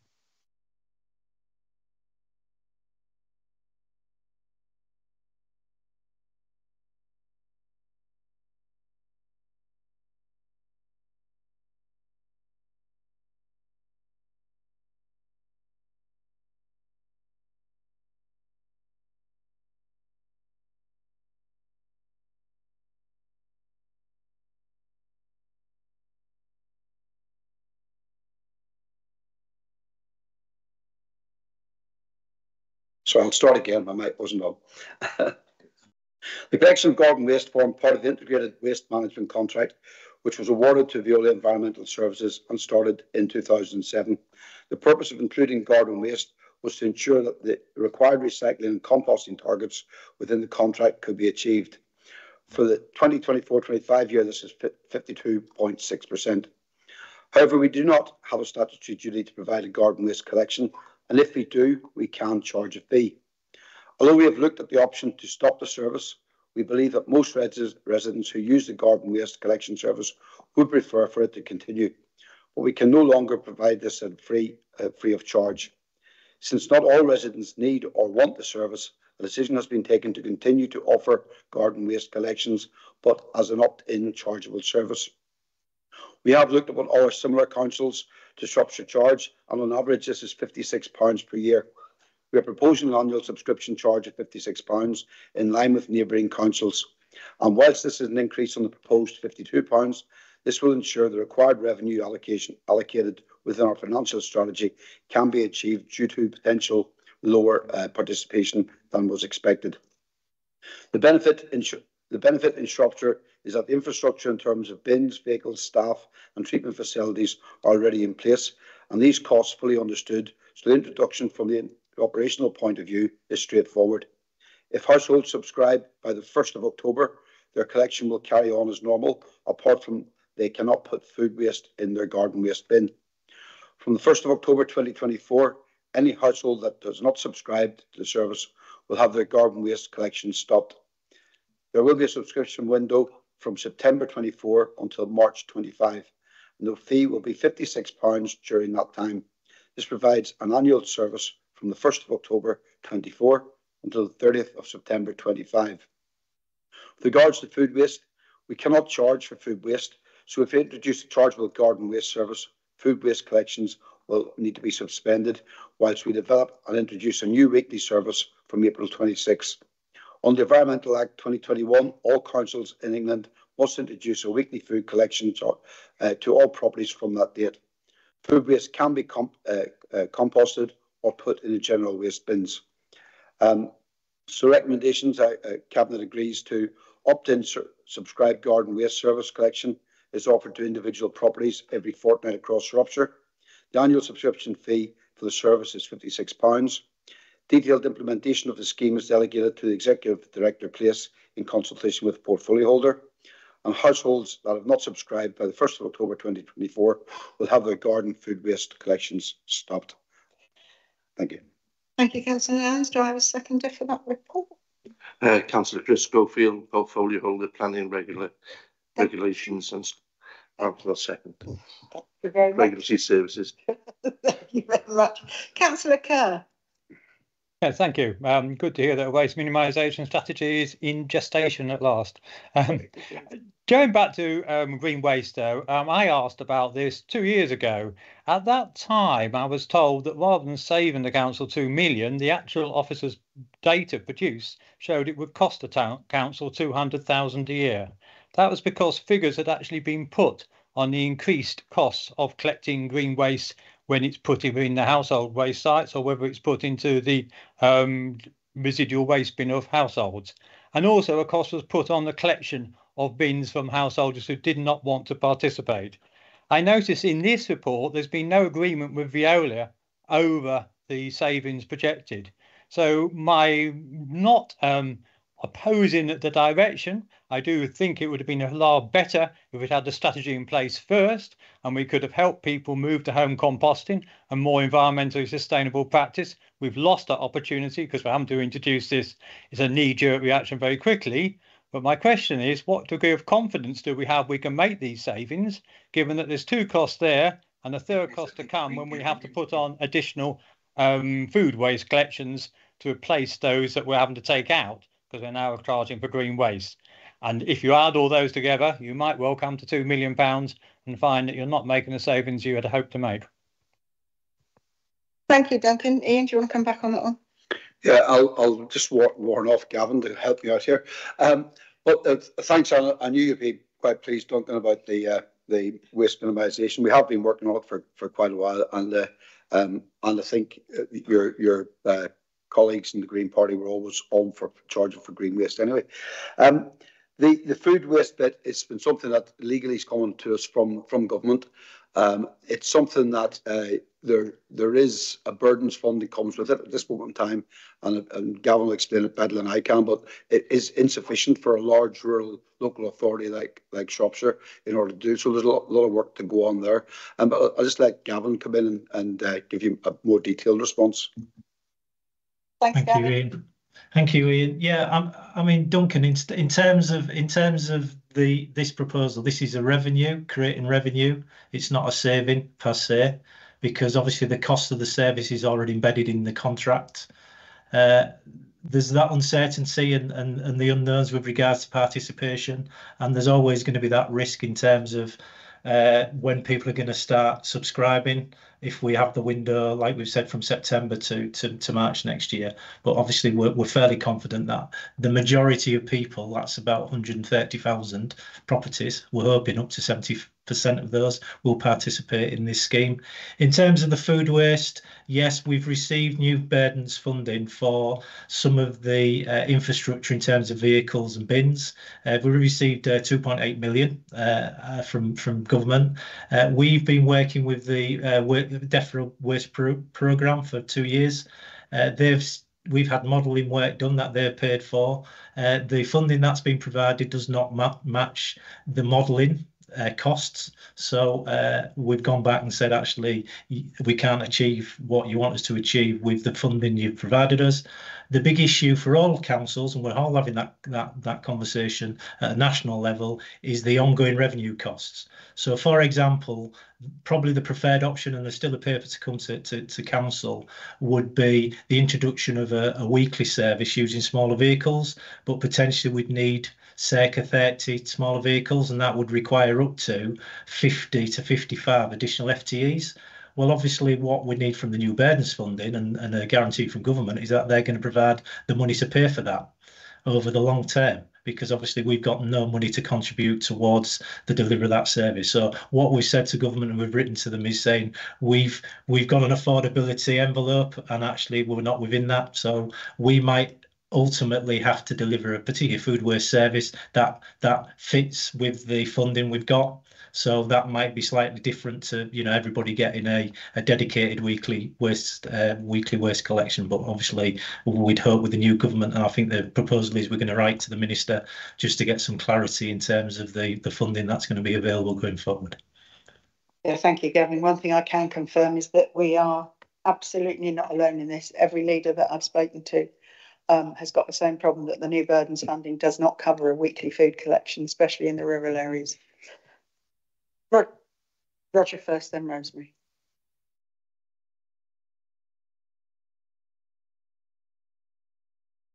I was thinking the other way around. I've always gone to Rosemary first, but there we go, Rosemary. What a gentleman. Thank you. I've got a few questions about the plan that relate to fairness and longer term efficiency. So I've heard, I think it's a good plan, having said that. So I've heard from residents who've got very small gardens and or window boxes or several pots on their doorstep who generate very small amounts of green waste, never really filling a bin. They seem unlikely to want to pay for a green bin collection as they see it as unfair, unaffordable, poor value for money for them. So this will mean more green waste in black bins and more incinerated green waste, a backward step in our climate change mitigations. Larger gardens are often part of larger, more valuable properties and likely to lead to more garden waste for collection. So in the interest of fairness, can we not look at this additional fee following the admittedly imperfect ban system and grade the optional charges according to the ban system? I don't know if you considered that. Also, charging is due to start in October for each year, running October to October or September to September, I think, as Gavin said. There'll be administration costs associated with invoicing and fee collection, I assume. In the interest of efficiency, why not issue interim October to March, October 24 to March 25 invoices for those initially opting in, and then use the annual council tax billing system to issue annual bills going forward, if that would work better. And then this is slightly off at a tangent, but I'm delighted to hear that we'll soon have a waste minimisation strategy, taking us away from now necessarily being reactive to being proactive. I'm asking if we can consider recycling collections. The council recently spent, I think it was 3 million, upgrading Shropshire recycling bins, but there was, as far as I can see, no plan to make efficiencies from the spending. So again, having increased the recycling storage capacity by 3-4 times per household, most homes, not all I know, in providing new bins, could the council seek to make savings and reduce the number of recycling collections to once monthly or even longer?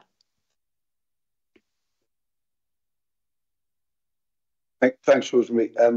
In the thing of fairness, you could actually argue that it hasn't been fair to those people who have no garden for the last number of years. So, there is, and those are the people who do not need and hence not in. But for those people who have got a small garden, there is the opportunity, and there's on the website, there's a number of frequently asked questions. There's quite extensive questions on that, and such as, can we share a bin? And there is the option for people to do bin shares as well. Obviously, we don't want any green waste going in the bins, in the residual bins, and the operators will check that as well for large amounts. But the options for home composting as well would probably be better depending if they've got the room to do it. It's October to the 30th, 1st of October to the 30th of September. We did look at doing 6 months initially, but the potential of confusion of people not doing it for the first bit, etc. But also from a staffing point of view, because in March, April, when they're doing the rates, it's actually been an extra burden on top of that. So from a staffing point of view, it was decided that it was actually a better time of year to do it anyway. On the waste minimisation, again, that's something that they need to look at. At this moment in time, our recycling is pretty good from what we're getting from the recycling rate. To be honest, I don't know if I haven't got an answer for you at the minute on what that would be. I mean, the one thing I would come back on that, Rosemary, is that Gavin might be able to tell me, but I know we have a statutory duty to collect, or we will do when the new law is coming in, isn't it? That we have to collect residual waste once a fortnight. So all those councils that are currently doing 3 weeks and 4 weekly collection will have to revert back to 2 weekly at some point. So if you don't live in Shropshire and you've been getting your rubbish collected every 3 weeks, it will go back to 2 weeks very soon. I don't know what the situation is with recycling, whether you can collect that at a different frequency. Gavin? Hi, yeah. Some clarification. In terms of people that have small gardens, we do presently provide a sack collection. So they can apply online and they get a roll of 140 sacks, and that's equivalent to presenting 4 sacks, which is the same volume as a 240 litre bin. So what we're proposing, and obviously we've not provided details because it's more operational details, is people can apply. So for £56 they'll get a roll of coloured sacks, and then they can use them and present them as and when they want to. So they can wait and then do some gardening if they've got a small garden, fill a sack, put it out, and it'll be collected. And they can have the sacks for 2 years as long as they present a coloured sack. It won't be relevant to the year. So it's just a case of we'll give people that opportunity. I think the payment system, yes, we've got this 360 payment system. We're hoping to use it. We've decided to use a stickering system, which seems to work well. So when people apply, they'll get a letter, and attached to the letter will be a sticker. They'll stick that sticker on the bin. I can guarantee it, because I'm doing the specification now, you will not be able to get that sticker off that bin. That is marine grade, UV protected. So once that goes on that bin, it's highly unlikely. I know we'll get people trying, but you'll not be able to take that sticker off the bin. And what happens is other authorities is people just tend to put the stickers on their own, the stickers just on top of each other. In terms of the recycling collections, yes, there was the announcement in terms of the proposal was, for clarification of the Environment Act, that we can move to a free weekly residual waste collection. You'll understand, and you might be aware, that several of the authorities in Wales have done it, and some of the authorities in Wales have moved to a 4 weekly residual collection, and that's made a significant impact in terms of the amount of recycled materials. Yes, Leader, there's no restriction in terms of the recycler. The guidance and legislation is really focused on the residual element from the households, and we have a bit more flexibility in terms of the recycler. But obviously what you need to do is put as much pressure on those bins as you can to make people use the recycling and other services where possible. Yeah, thank you for that. So I mean, that's something that can be considered as we go through the strategy. Roger. Thank you, Chairman. There is a monetary problems for many of our residents. There's a cost of living problem where £56 is too much money. So will there be a facility to actually pay it monthly, or will it be a £56 upfront?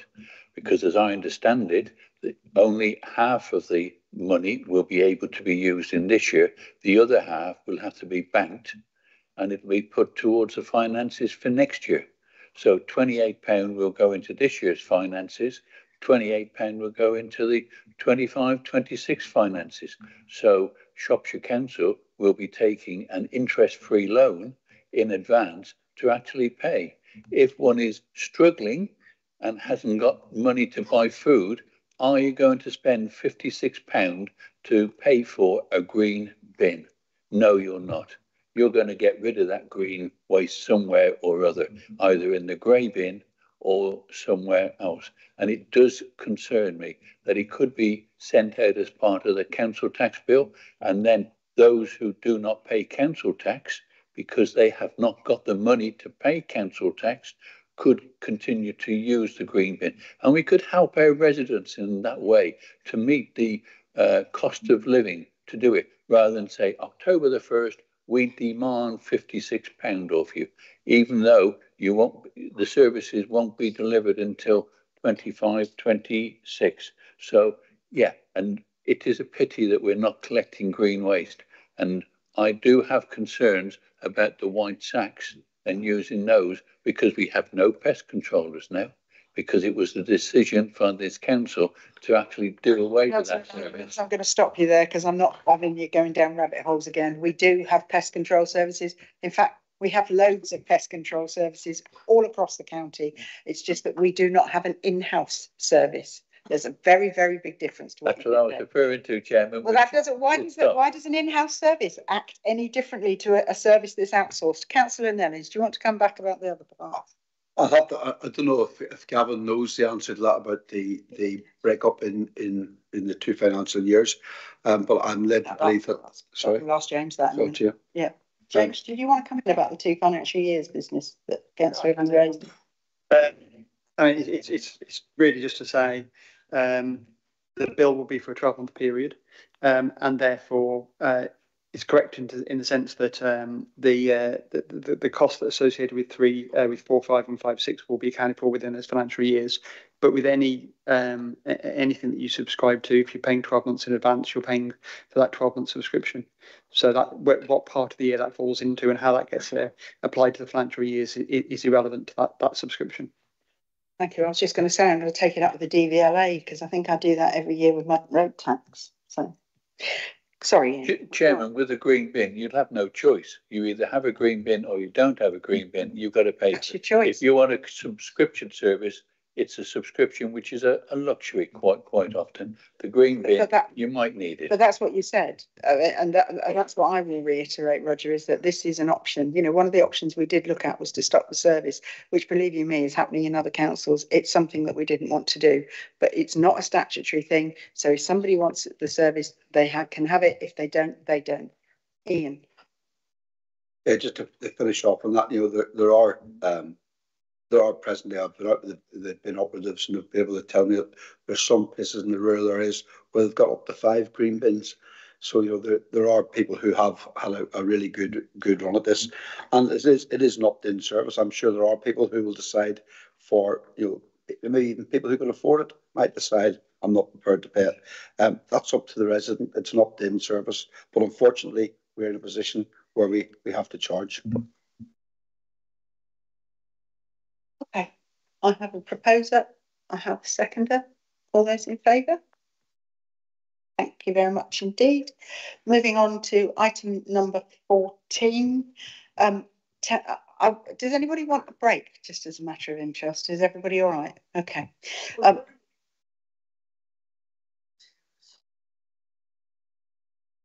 It's not just particular to you, Councillor Motley, or your side of the room. That's as long as you're suffering together, that's fine. So moving on then, item number 14, temporary accommodation provision. Councillor Dean Carroll. Thank you, Leader. I thought it was quite nice and balmy in here. I was actually going to ask if we could turn the air conditioning on. Would that make me unpopular? Anyway, thank you for asking me to introduce this paper, and looking around the room, I look forward to a respectful and supportive debate around this, given who is in the room.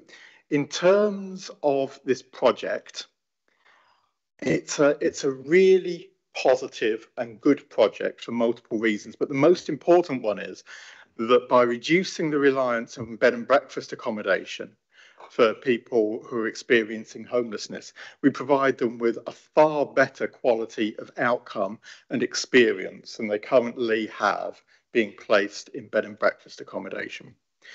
For one example, we are able to provide far better support for people who are in a specific supported accommodation position like the tannery, compared to if they are dispersed around the county and beyond in bed and breakfast placements. The security arrangements and the safety of those people is also significantly increased by the presence of an on-site concierge service 24/7. And by the presence of both housing support officers and senior housing workers on site. The other important outcome from this is the large savings that accrue to Shropshire Council as a result of making this change. Now, that isn't to say that actually the service will cost less. What it means is that actually we can reclaim full cost of providing the service from the DWP. As it stands at the moment, cost of bed and breakfast accommodation, because we don't own the freeholds of those bed and breakfasts, means that we're restricted to a cap on housing benefit that we can claim back. And in some cases, the amount that we can claim for a whole week only barely covers the cost of a single night. The Shropshire Council has to then foot the bill for the whole rest of the week, and that goes on ad infinitum as long as the people are in need of the temporary accommodation.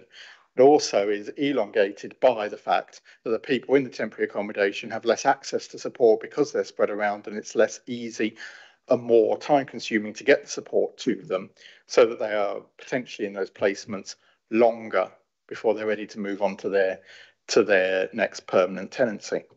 Now, the benefits of having not only supported accommodation, but it being in-house means the DWP and housing benefit rules mean that we can claim back the full cost of the provision of these placements, including the support services that we put in place. So not only is this providing a saving to the council, it's providing a vastly increased and better service to the people in need of it.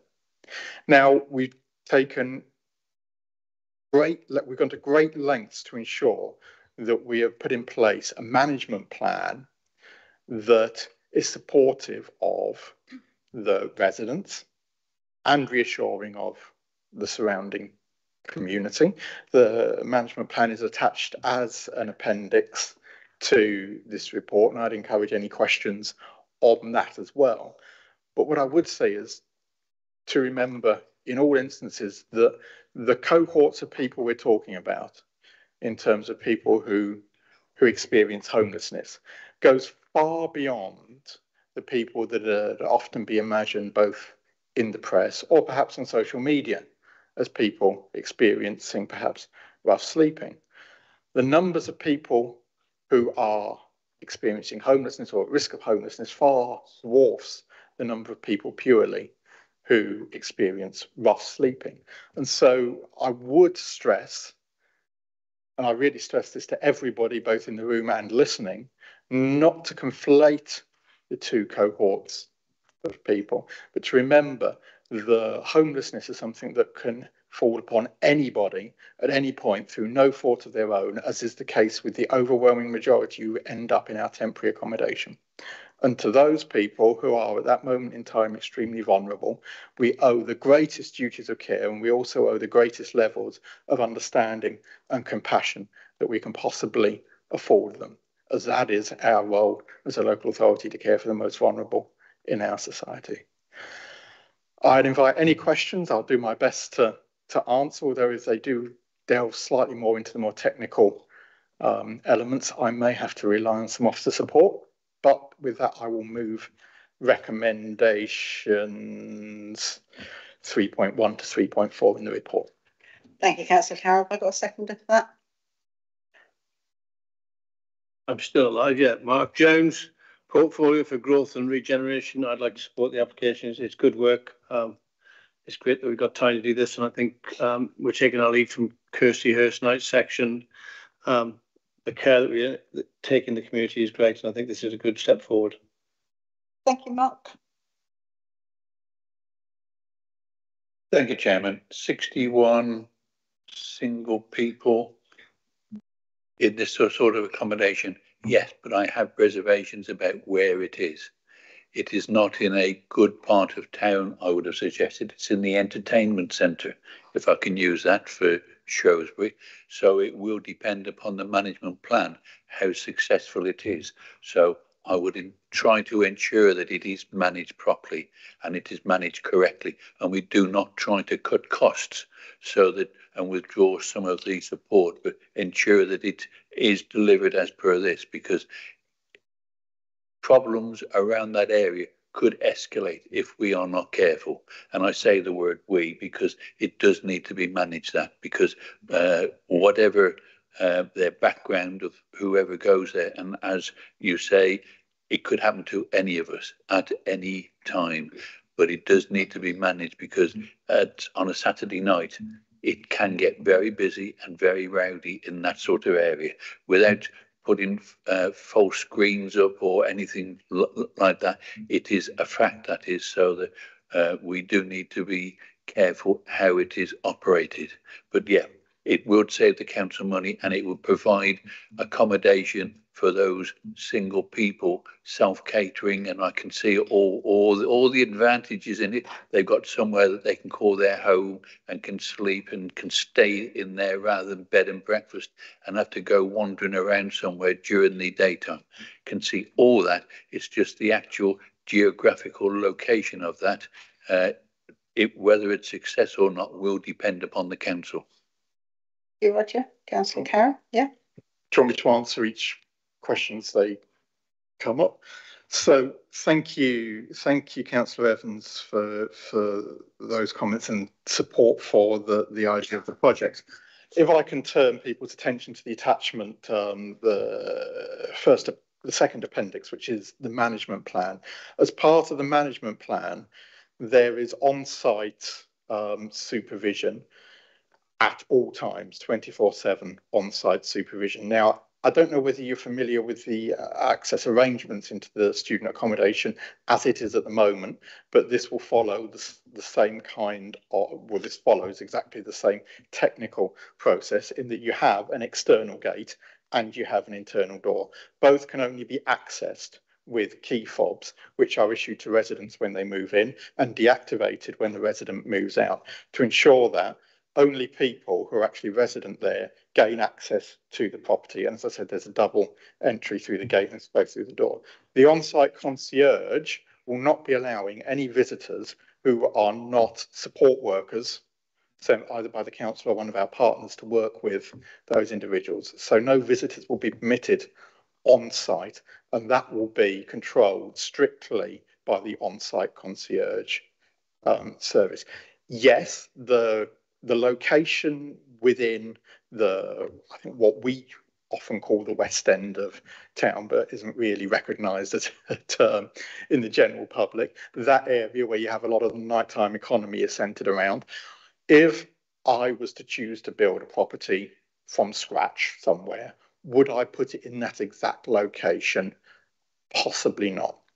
However, what I would say is that building, in the setup and the layout that it is, with the self-contained compartments that break into individual units, is ideal for the purpose that we have for it, because it was built for a very similar purpose in single unit student accommodation.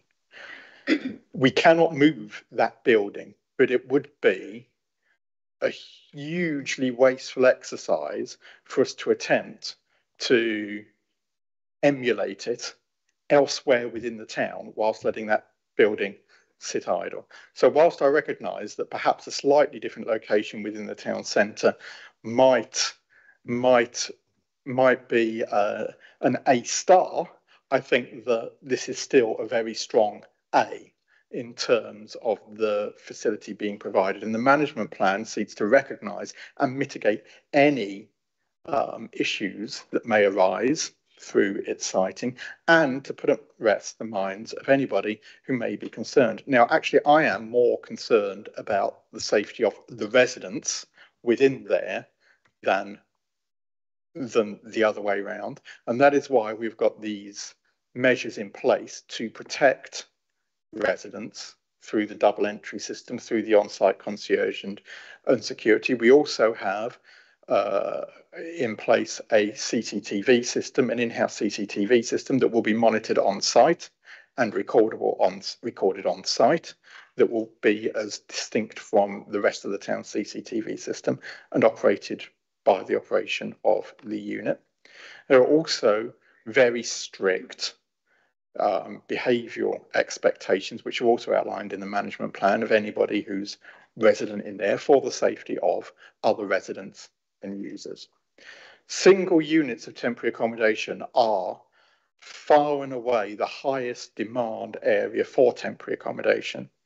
And the other huge benefit that this building provides is, on the ground floor, you have wheelchair accessible single occupancy units, which are like gold dust in terms of temporary accommodation, something that are extremely rare in B&Bs, something that are extremely rare in terms of the social housing stock that we would have access to. And you cannot put a price on having the right and appropriate accommodation, particularly for somebody with mobility needs. And that is already in this site, ready to go, with minimal internal changes, which we're seeking permission for. We can have this up and running within the current financial year, which would mean that people start benefiting from it earlier than if we were to build it from scratch elsewhere. Also means the council starts saving the money that it needs to earlier than if we were to build it elsewhere. And finally, to come on to the point of, can we guarantee that the funding for support of the people in there is protected? Yes, we can, because as I explained earlier, that funding is fully claim backable from Department for Work and Pensions. It doesn't come out of the council's general fund budget, which it currently does in terms of the housing benefit top up that we need to make to people who are in bed and breakfast accommodation. So yes, I can give you that commitment for as long as DWP maintain that we can claim full cost recovery on in-house and supported accommodation placements in temporary accommodation. That is not an issue for the council's general fund. Thank you, Councillor Carroll. Councillor Motley.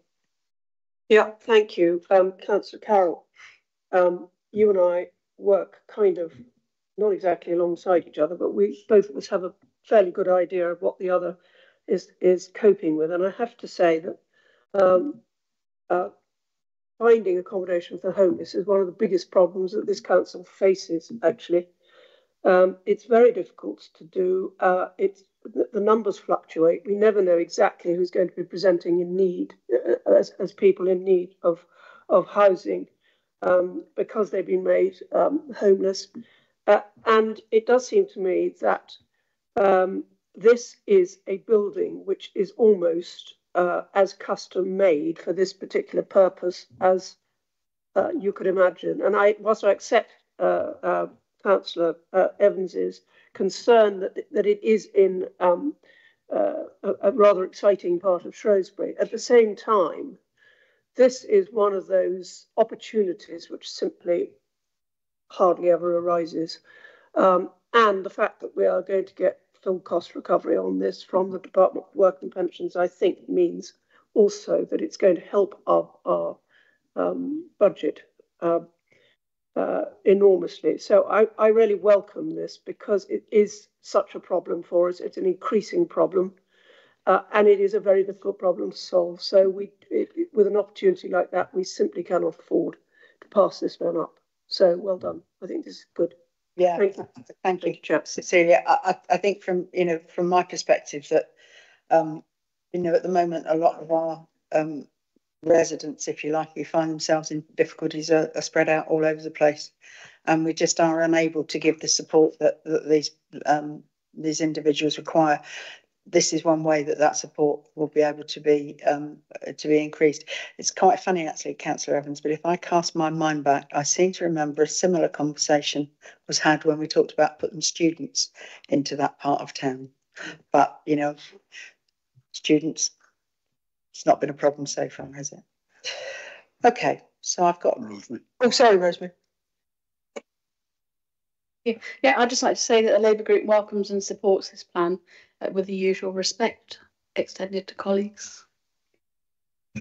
Yeah, I think Cecilia's point actually about, or Dean, I can't remember now who said it, but okay, it's unfortunate circumstances that the building's come to us, but the building has come to us, so let's make the very best use of it for the future.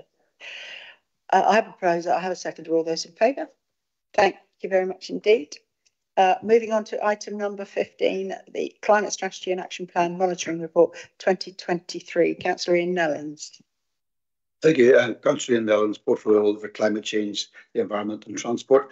The Shropshire Council Annual Corporate Carbon Performance Monitoring Report for 2022 to 2023 shows a 6% increase in its carbon emission compared to the previous year.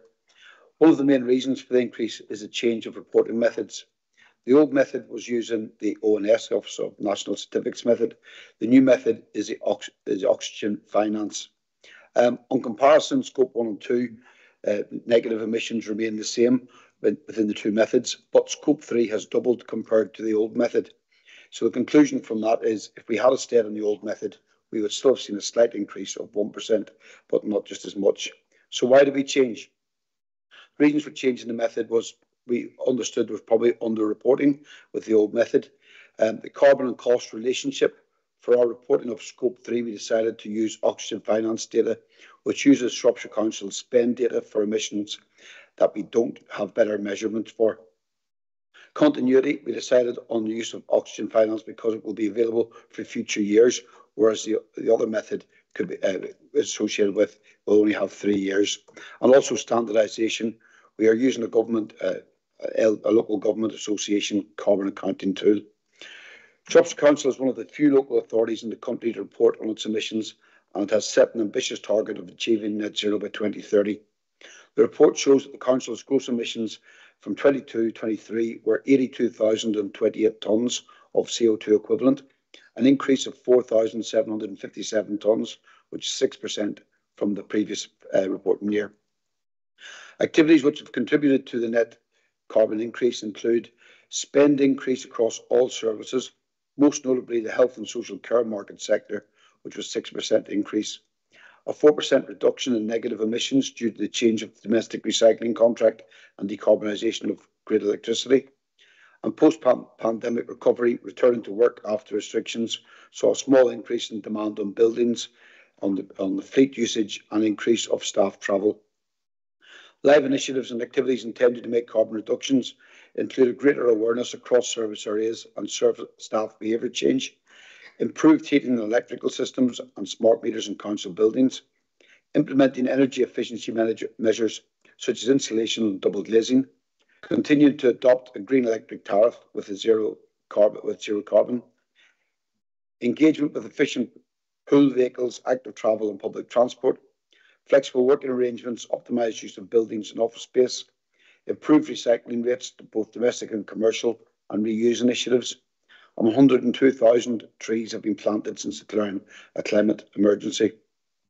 The Council has taken steps to reduce carbon emissions by implementing the following measures: installing solar panels on council buildings, generating renewable electricity, replacing street lights with LED lamps annually, saving electricity, introducing electric vehicles and charging points in the council's fleet, and implementing energy efficiency measures in council buildings such as insulation, double glazing and smart meters.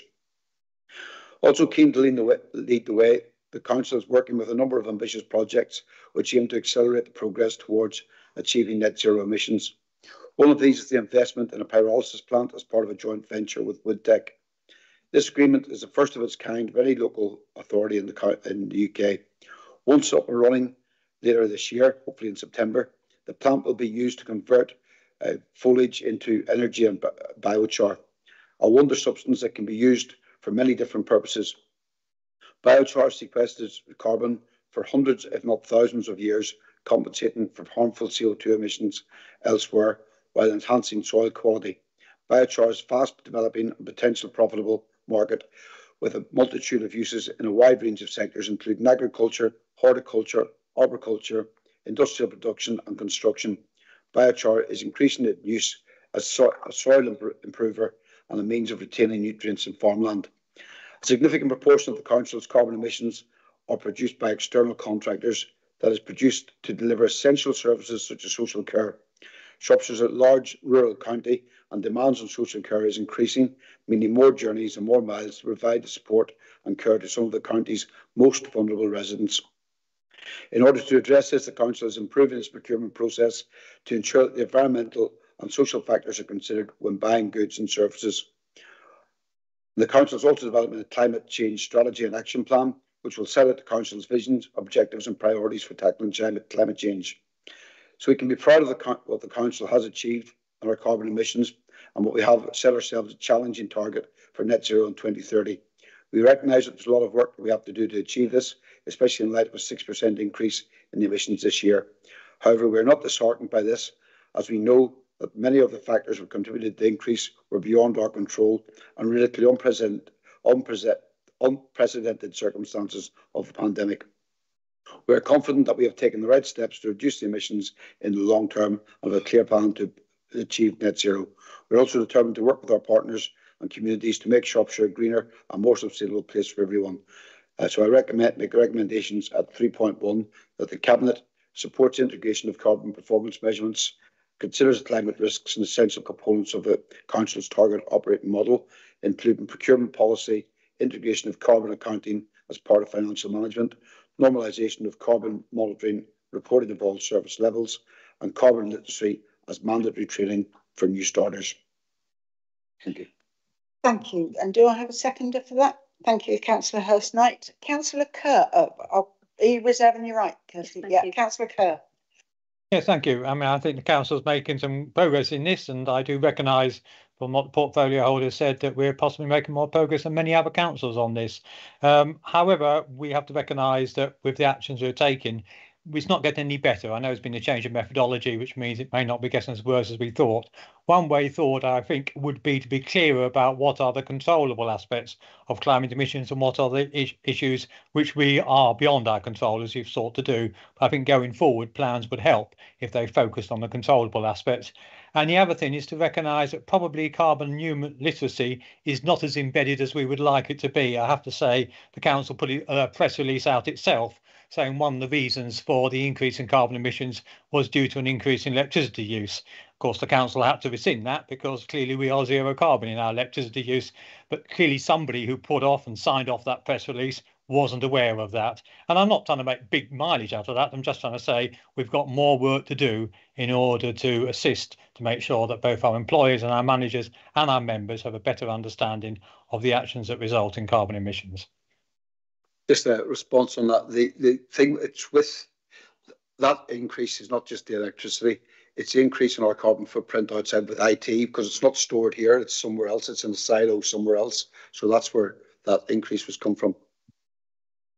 I think you make a fair point, actually, Duncan, that we perhaps should be clear as to what we can control and what we can't, because we know that what we can't control is more difficult.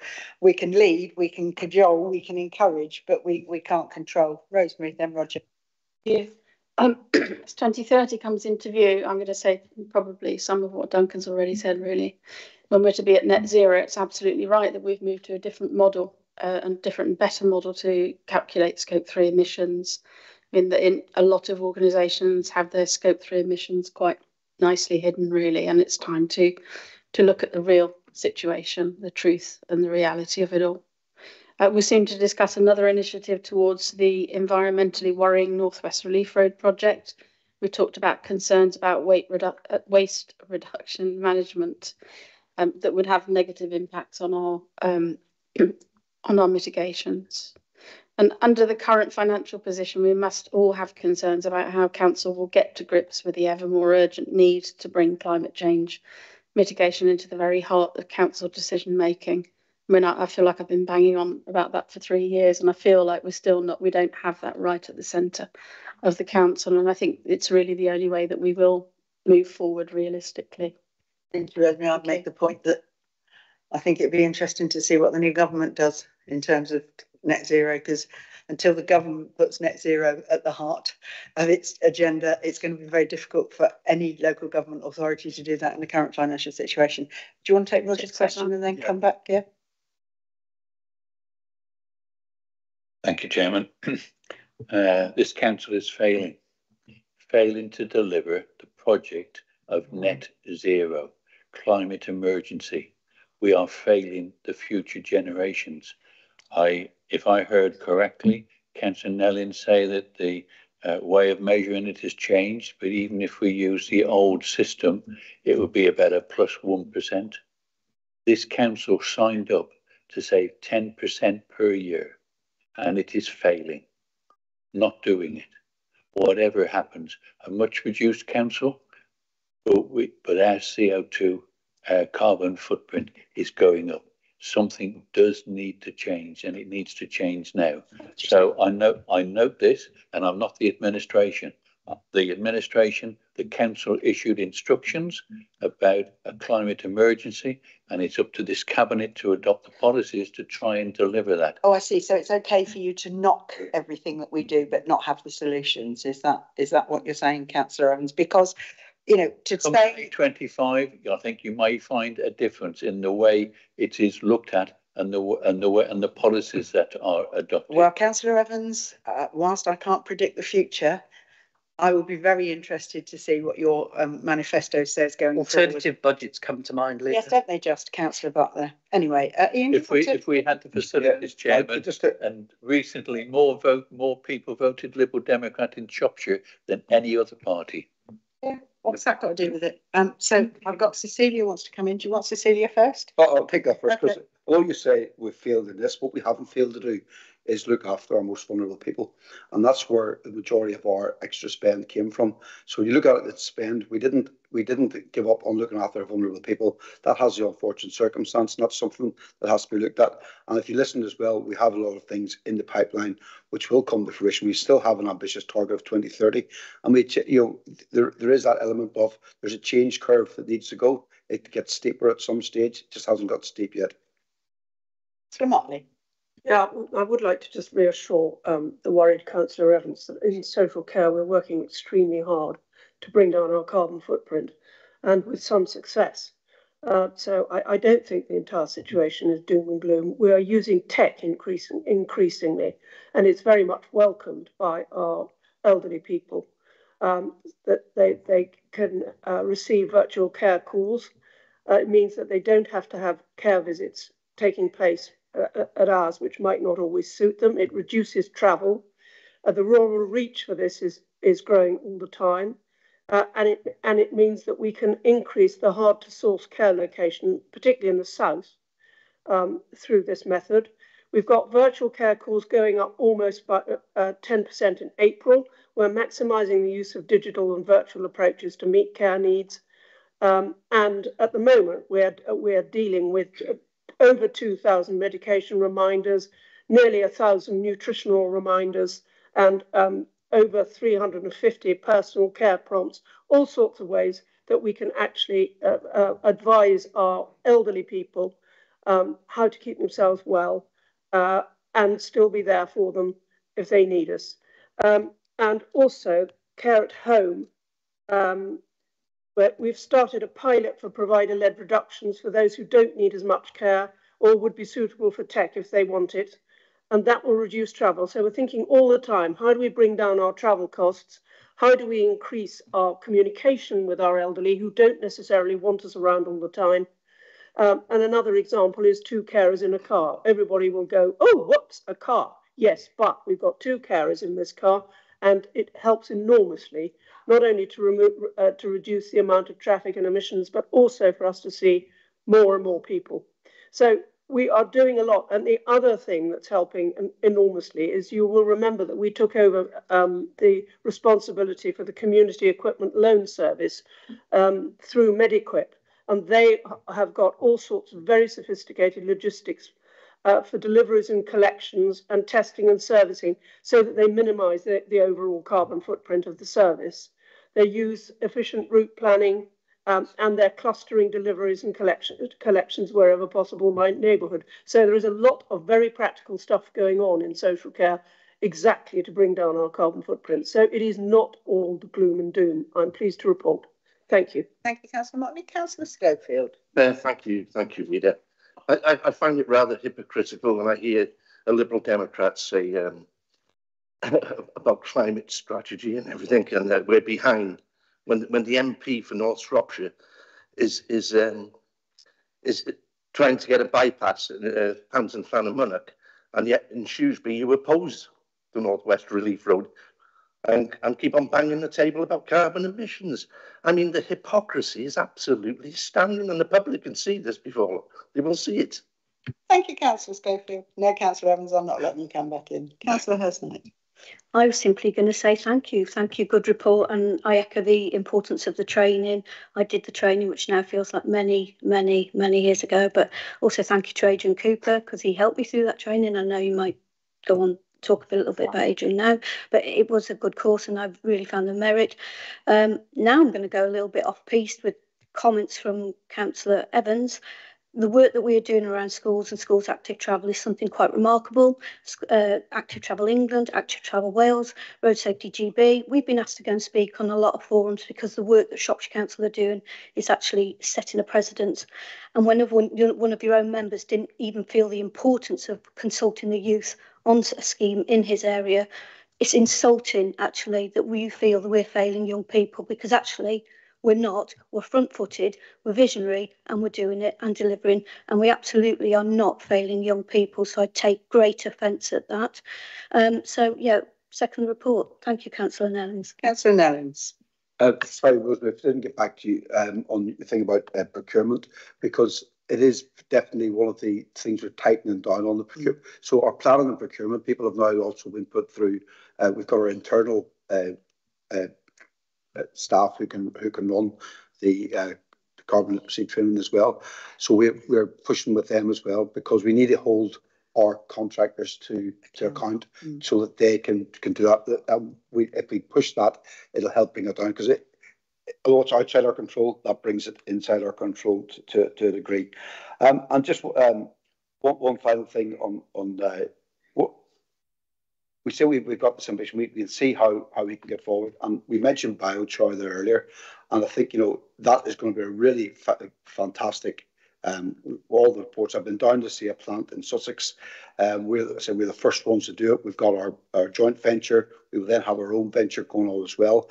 That process has actually set us up as a council who, for over the last 3 years, have been doing a lot of work on that.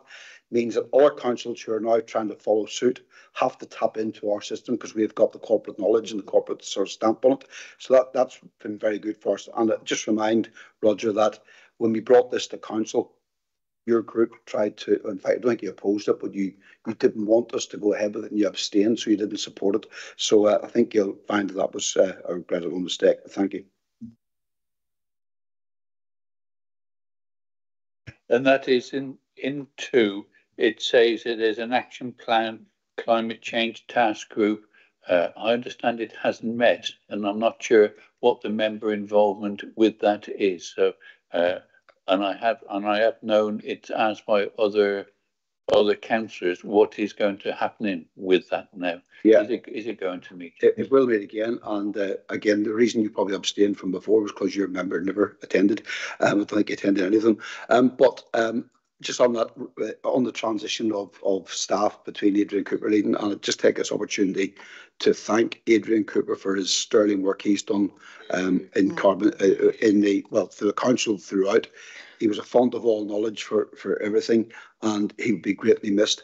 But there has been a little gap because of the handover period, and that will be up and running again soon. Wrong button. I have a proposer. I have a seconder. All those in favour? Thank you very much indeed. I'm cold now. Item number 16. Sorry, Rob, nearly missed you out then. New model for future delivery of the council's out of hours calls, triage, and Shrewsbury Town Centre CCTV monitoring. Councillor Robert Macy. Thank you. Councillor Robert Macy, portfolio holder for Culture and Digital. The report before Cabinet today looks at the options around CCTV. Whilst the benefits of an actively monitored CCTV service are not in dispute, the cost of providing a non-statutory service at the current level is not sustainable given the pressures on our budgets and the need to maintain essential statutory functions in the face of rising demand and costs. You'll be very familiar with £4 in £5 of the net budget goes on social care at the current time. Currently, Shropshire Council wholly funds the operating costs of the CCTV monitoring for Shrewsbury and acts as the responsible authority under the relevant legislation. In other towns in Shropshire, the CCTV is run and funded by the town or parish council. The situation that is a legacy arrangement that were put in place when Shropshire Council was formed in 2009, when the financial outlook was very different. No single organisation is responsible for this, but it's a situation now needs resolving. The Council's preferred option would cease 24/7 active monitoring of CCTV, with staff prioritising out-of-hours emergency calls for key council services. CCTV would remain in place in Shrewsbury, recording 365 days a year, and the police would still be able to acquire footage to help investigate crimes. Under this option, some live monitoring could remain on a best endeavours basis, as and when staff are not handling out-of-hours calls, and active monitoring of specific events agreed with the police, such as Shrewsbury Town Derby home matches funded by partner grants. Currently, Shropshire Council wholly funds the operating costs of this, and as a responsible authority under... Sorry, I'll sneak into the other bit. The Council seeking £40,000 a year from partners towards the cost to maintain the CCTV network, which to date has been met by Shropshire Council. The CCTV network's hardware needs regular maintenance to keep working. For example, cameras break and need replacing, cabling needs repairing. If partners do not fund this, the system risks degrading over time. The report also says the council will work with partners to develop CCTV volunteer monitoring, but that's unlikely to offer 24/7 monitoring, while partners could also fund extra CCTV staff to provide more active monitoring capacity. Given the financial challenge we face, we've always been clear that there are things that we're going to have to take decisions on to protect statutory services, and this is one of those. We would still be supporting the police and using CCTV to support investigations, and we expect a best endeavours level of monitoring to remain. However, given this challenge and the 62.5 million we've got to find from the budget this year, we simply cannot maintain the current 24/7 monitoring. With that, I'll move the recommendations in section 3. Thank you very much. Do I have a seconder for that? Formally second and reserve my right to speak, Leader. Thank you. Sorry, Rob, I should have made it clear that this is actually a report to go out to consultation, yes, isn't it? So this is it. I think, you know, from my perspective, for members around the table who are not from the Shrewsbury area, I know I've been asked on a number of occasions, you know, most town councils pay for their own CCTV. This is, as Councillor Evans will know and Councillor Dartnell may know, this is a hangover from Shropshire unitary process when Shrewsbury and Atcham used to monitor this CCTV. I think it's also worth noting that most, well, I don't say all, but most councils now that do operate CCTV, it is unmonitored and it is used for the police, and it can still be used in live time if something is picked up by the police. So as Rob said, I think this is one of those decisions that, you know, ideally, would we like to continue to monitor it 24/7? Well, of course we would, but we simply can't do that in the financial situation that we're in. I'm also a Shrewsbury Town Councillor, so I have knowledge of this from both ends, if you like, of the comments of the document. It's a shame that it wasn't raised time ago. The maintenance contracts, I think, run out next week. So that makes life very difficult for those who might be able to take on the expense. And I mean, that is my criticism. I fully understand the financial pressure. I guess that Shrewsbury Town Council is waiting for what else comes down the line to us. Standing back, Rosemary. Quick portfolio holders, sharpen your pencils. I would just point out, Rosemary, that even in my time, and I'm sure Councillor Carroll will say the same thing, it's not for want of trying that we've been trying to sort this out. There's been a number of meetings, some of which I know Councillor Carroll was personally involved in to try and sort this out, going back probably before my time as leader, 2019. Yeah, thank you. Okay, so this report will, once it's, well, it is seconded on. Dean, unless you've got anything that you specifically wanted to say, no. So I've got a proposal, I've got a seconder. All those in favour?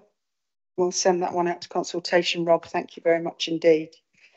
Moving on to item number 17, which is the Shrewsbury North West Relief Road compulsory purchase order. This would normally be obviously a report for Dan to deliver, but moving this meeting meant that he was unable to attend today. So let me just, before we get into all the hand wringing and shenanigans, let me just be very clear about this report, and I will bring Mark in for some of the technical stuff possibly, but maybe not. This is very much what I would call a backstop report. This is about risk management of the project. The discussions are very much still going on with the landowners, and we would much rather come to an agreement rather than go down the CPO route. But this is basically us having a backstop so that it doesn't affect the programme, because the programme for the North West Relief Road is the most important thing. So I'm quite happy to propose the recommendations as laid out. Have I got a seconder for that one? Councillor Nellens, I'll second. Okay, thank you very much. Mark, was there anything you wanted to add, or have I basically... No, I think you've covered it, Leader. Thank you very much indeed.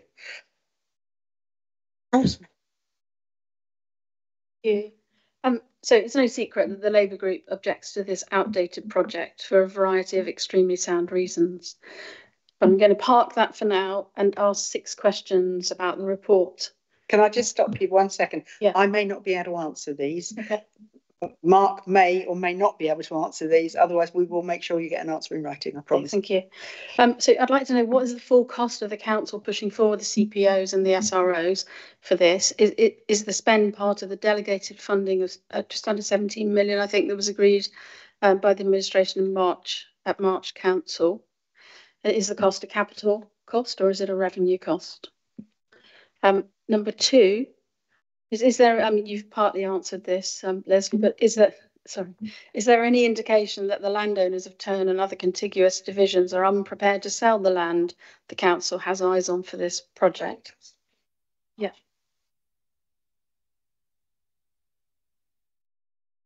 Still going down the route of negotiations. I'm going to answer them in turn, Rosemary, rather than us forget. Yeah, if it's helpful, yes. So it is a normal part of a process that what you do not do is expose yourself to a potential ransom position when maybe you get to the last person that then struggles to sign. So it's perfectly a normal process to continue with kind of the voluntary kind of commercial approach, and there's no reason to doubt that isn't going to be successful for us. But it's very prudent that you kind of make sure you've got this in the background. Now, unfair maybe to talk about it as carrot and stick, but then people know that you have the legal framework to carry it through if you need to. Yeah. So that's sort of 1 and 2, because we're still talking to the landowners, and no is the answer to the second bit. Yes. And is there a cost involved in setting up the CPO and the SRO at this stage, or is it only if it comes into use later on? Only if it comes into use later on. And item 3 is, when will the formal letter giving planning permission be issued? This is where your formal questions relate, because you can only sign off the Section 106 agreement when you have the signed agreement by the landowners, and the decision notice can only be issued when the Section 106 agreement is signed off. So you can see how it's important that we make sure we get this secure. That's sequencing. Yeah. Thank you. Okay. In terms of the Northwest Relief Road, what is a stock take moment? And when are these projected to happen? And who is involved in assessing a stock take moment? Well, that's an interesting one. Our next stock take moment, as you know, is that we're our mid-procurement for the road at the moment. So once we've got finalised costs from contractors, that will give us an opportunity to really create the final version of the final business case. So that's kind of, if you like, the first gateway. And we remain on track to get that final business case to full council in September. And in the report, much is made of the benefits of cycle and pedestrian paths proposed alongside the Northwest Relief Road, a 60-mile-an-hour elevated road. We must all have concerns about the safety of what is proposed. LTN 120 standards are obligatory for new infrastructure. Are the planned paths LTN 120 compliant? I think we dealt with this in the question at the beginning from Councillor Wagner about what was happening, particularly in the Welshpool Road. And part of that answer, if you recall, was that the scheme received approval into the DFT's programme prior to LTN 120 coming out. So there's a bit about, well, what can we do to try and help mitigate support? As you know, as a council, we're supporting active travel rollouts where we can. But of course, in terms of retrospectively trying to get that to fit to the design of the road, that's a particular challenge, let's call it that, because of course it wasn't factored in the cost sense. So we're looking to maximise it wherever we can in that sense.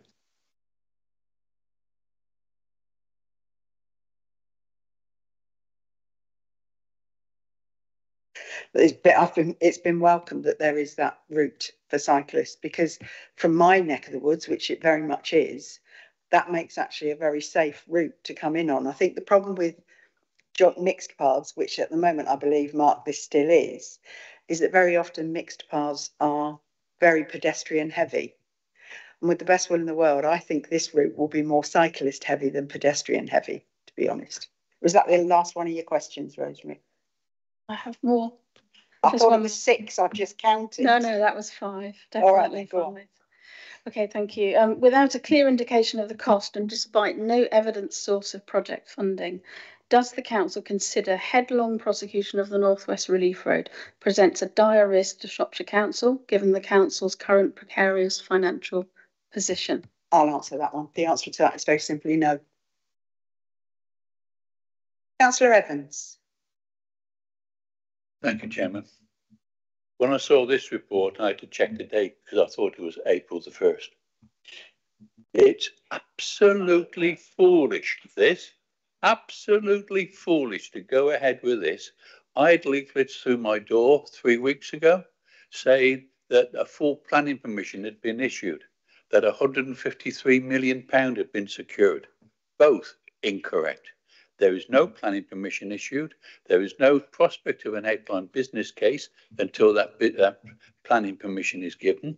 In this report, it talks about the combined full project cost estimate of the OBC, £87 million. I've asked questions. What's the latest estimate for the cost of the road? And I'm being told it's commercially sensitive. But this council issues a tender document quoting £100 million. The ex-MP quoted £153 million. Well, your members are quoting £185 million. Your members, Councillor Evans, are quoting £200 million. So I can quote 200. Who knows? Because no member is allowed to know. That's not the point. Councillor Evans, I'm going to stop. No, Councillor Evans, I'm going to stop you there because I won't have you peddling mistruths. Well, the simple fact is we will not know the actual cost of the road until that business case is approved and produced. All we can do is an estimate, which you've seen, although, you know, people do keep adding tens of millions to it. But the simple point is that, you know, at the moment, we are going through this project process. We did have the guarantee from the minister, appreciate it was a previous government, but we did have the guarantee from the minister that it will be fully funded once they had seen the outline, once they'd seen the full business case. That government is no longer in power. But that doesn't matter, does it? It does, because no civil servant, no officer of the government every officer of the government have refused to issue anything. You tell me that Shropshire Council has a written piece of paper saying that government will do it, then I will back off. What really disappoints me, Councillor Evans, and actually I'm a bit disappointed in Councillor Dartnell as well, because I think it was very clear that both parties, especially in Shrewsbury, and let's be honest, this is a Shrewsbury issue really, neither party in the local election focused on the North West Relief Road. And I thought that was a very interesting point. The simple fact is, and I'm just going to say this because there's no point elongating this conversation, this administration and the previous administration have agreed to go ahead and build the North West Relief Road. That is the programme that we've made the decision on. That is the programme that we are sticking to. Until we have that full business case and it goes to the DFT, no decisions have been made. If the new government decide that they are not going to fund it, then they need to tell us that. The old government has never said it will fund it. Yes, they have. The Minister for Transport. The Minister for... No, that's not true, actually. Two ministers, the Secretary of State and the Minister for Roads. The simple fact is that we are going down the route of what we always said we would do, which is to build the North West Relief Road, to continue the ring road, to complete the ring road around Shrewsbury. What I fail to get across to everybody around your side of the room is that your members constantly refer to taking traffic out. Let's be honest, a couple of your members, Councillor Evans, would actually pedestrianise Shrewsbury Town Centre. They're on record as saying it. Where is that traffic going to go? That's what I don't understand. All I hear is people, we don't want this road, we don't want this road. That's not what I'm being told in my division. That's not what I'm being told down the pub. What people are saying, and if you look on social media now, more and more comments are going, for God's sake, just build the road. Because we have gridlock in Shrewsbury at the moment, and that will only get worse. And if you talk about being in control in 2025, got out motorists in Shrewsbury. Councillor Carroll. Thank you, Leader. I wanted to focus on, if I may, rather than the large directional aspects, actually an item of process. And the word foolish has been bandied around, but I focus on one thing that I believe would be particularly guilty of being a folly. And that is when you go out to procure for a large capital project, the greatest folly you could commit is actually saying up front how much you expect it to cost or how much you're prepared to pay. Because suddenly you find that every tender that you receive in magically spends up to the amount of money that you said you're prepared to pay. So is it commercially sensitive, and don't forget we're in public forum at the moment, is it commercially sensitive what we may expect it to cost, or what in negotiations that I presume will be coming up with the new series of government ministers, what they may be prepared to forward to us for the cost, if indeed they do. If and when we know that, would we be trumpeting that from the rooftops in advance of signing a contract with a contractor? No, of course we wouldn't, because that would be the height of folly. So, your Chairman, there's a tender document being issued by Shropshire Council, which is in the public domain. Councillors have never been told what that document actually says. It gives an indicative price of £100 million. Councillor Evans. No. It's advertised and asking for tenders, and the closing date is imminent for it. So but Councillor Evans, you seem to think that members don't know anything about it. Well, we do, because we read the media, but there's been nothing come out of the council. I was going to say there's at least 9 members around this table. My last comment, Chairman, before he shut me down, is at 5.9.2, which is of concern. It says borrowing where required, appropriate and accommodated within the future financial plans. What does that mean? Are we going to borrow £100 million?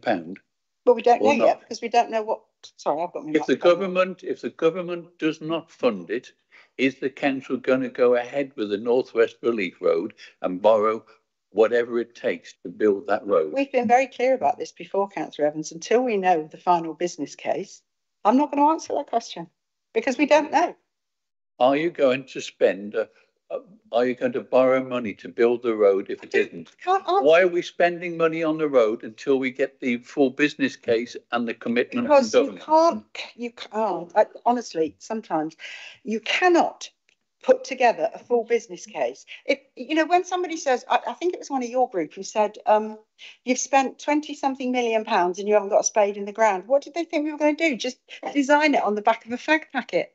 You have to spend money in advance, Councillor Evans. Even you must know that. We are building roads with that money to actually facilitate building. Severn Trent, as I understand it, are moving sewers to facilitate the road. No, I'm going to shut that down as well, Councillor Evans, because that had nothing to do with this council whatsoever. Severn Trent have accepted that was a complete error. It's no secret that at some point in the future, services utilities may need to be moved, but nothing is being done in advance of that full business case. I can guarantee you that. So, we have this argument time and time again. What I'd like you to focus on for the future is, if this road doesn't go ahead, what are we going to do about the traffic within the town centre and the traffic that blights many of our residents around this room on a regular basis? Don't tell me. The council doesn't have a plan B at present, then? What? If the road does not go ahead, what is plan B? Well, I tell you what plan B will be. Plan B will not be doing any active travel work in Shrewsbury town centre whatsoever. What a shame that is. Moving on. I've got a proposer. I have a seconder. All those in favour? Thank you very much indeed. Item number 18, exclusion of public and press. I'm happy to propose that. Do I have a seconder? Councillor Nellens, I second. I'm sorry, but you'll need to leave us, even though it will be for 5 minutes. Thank you. And I'll wait for the signal that we're no longer live.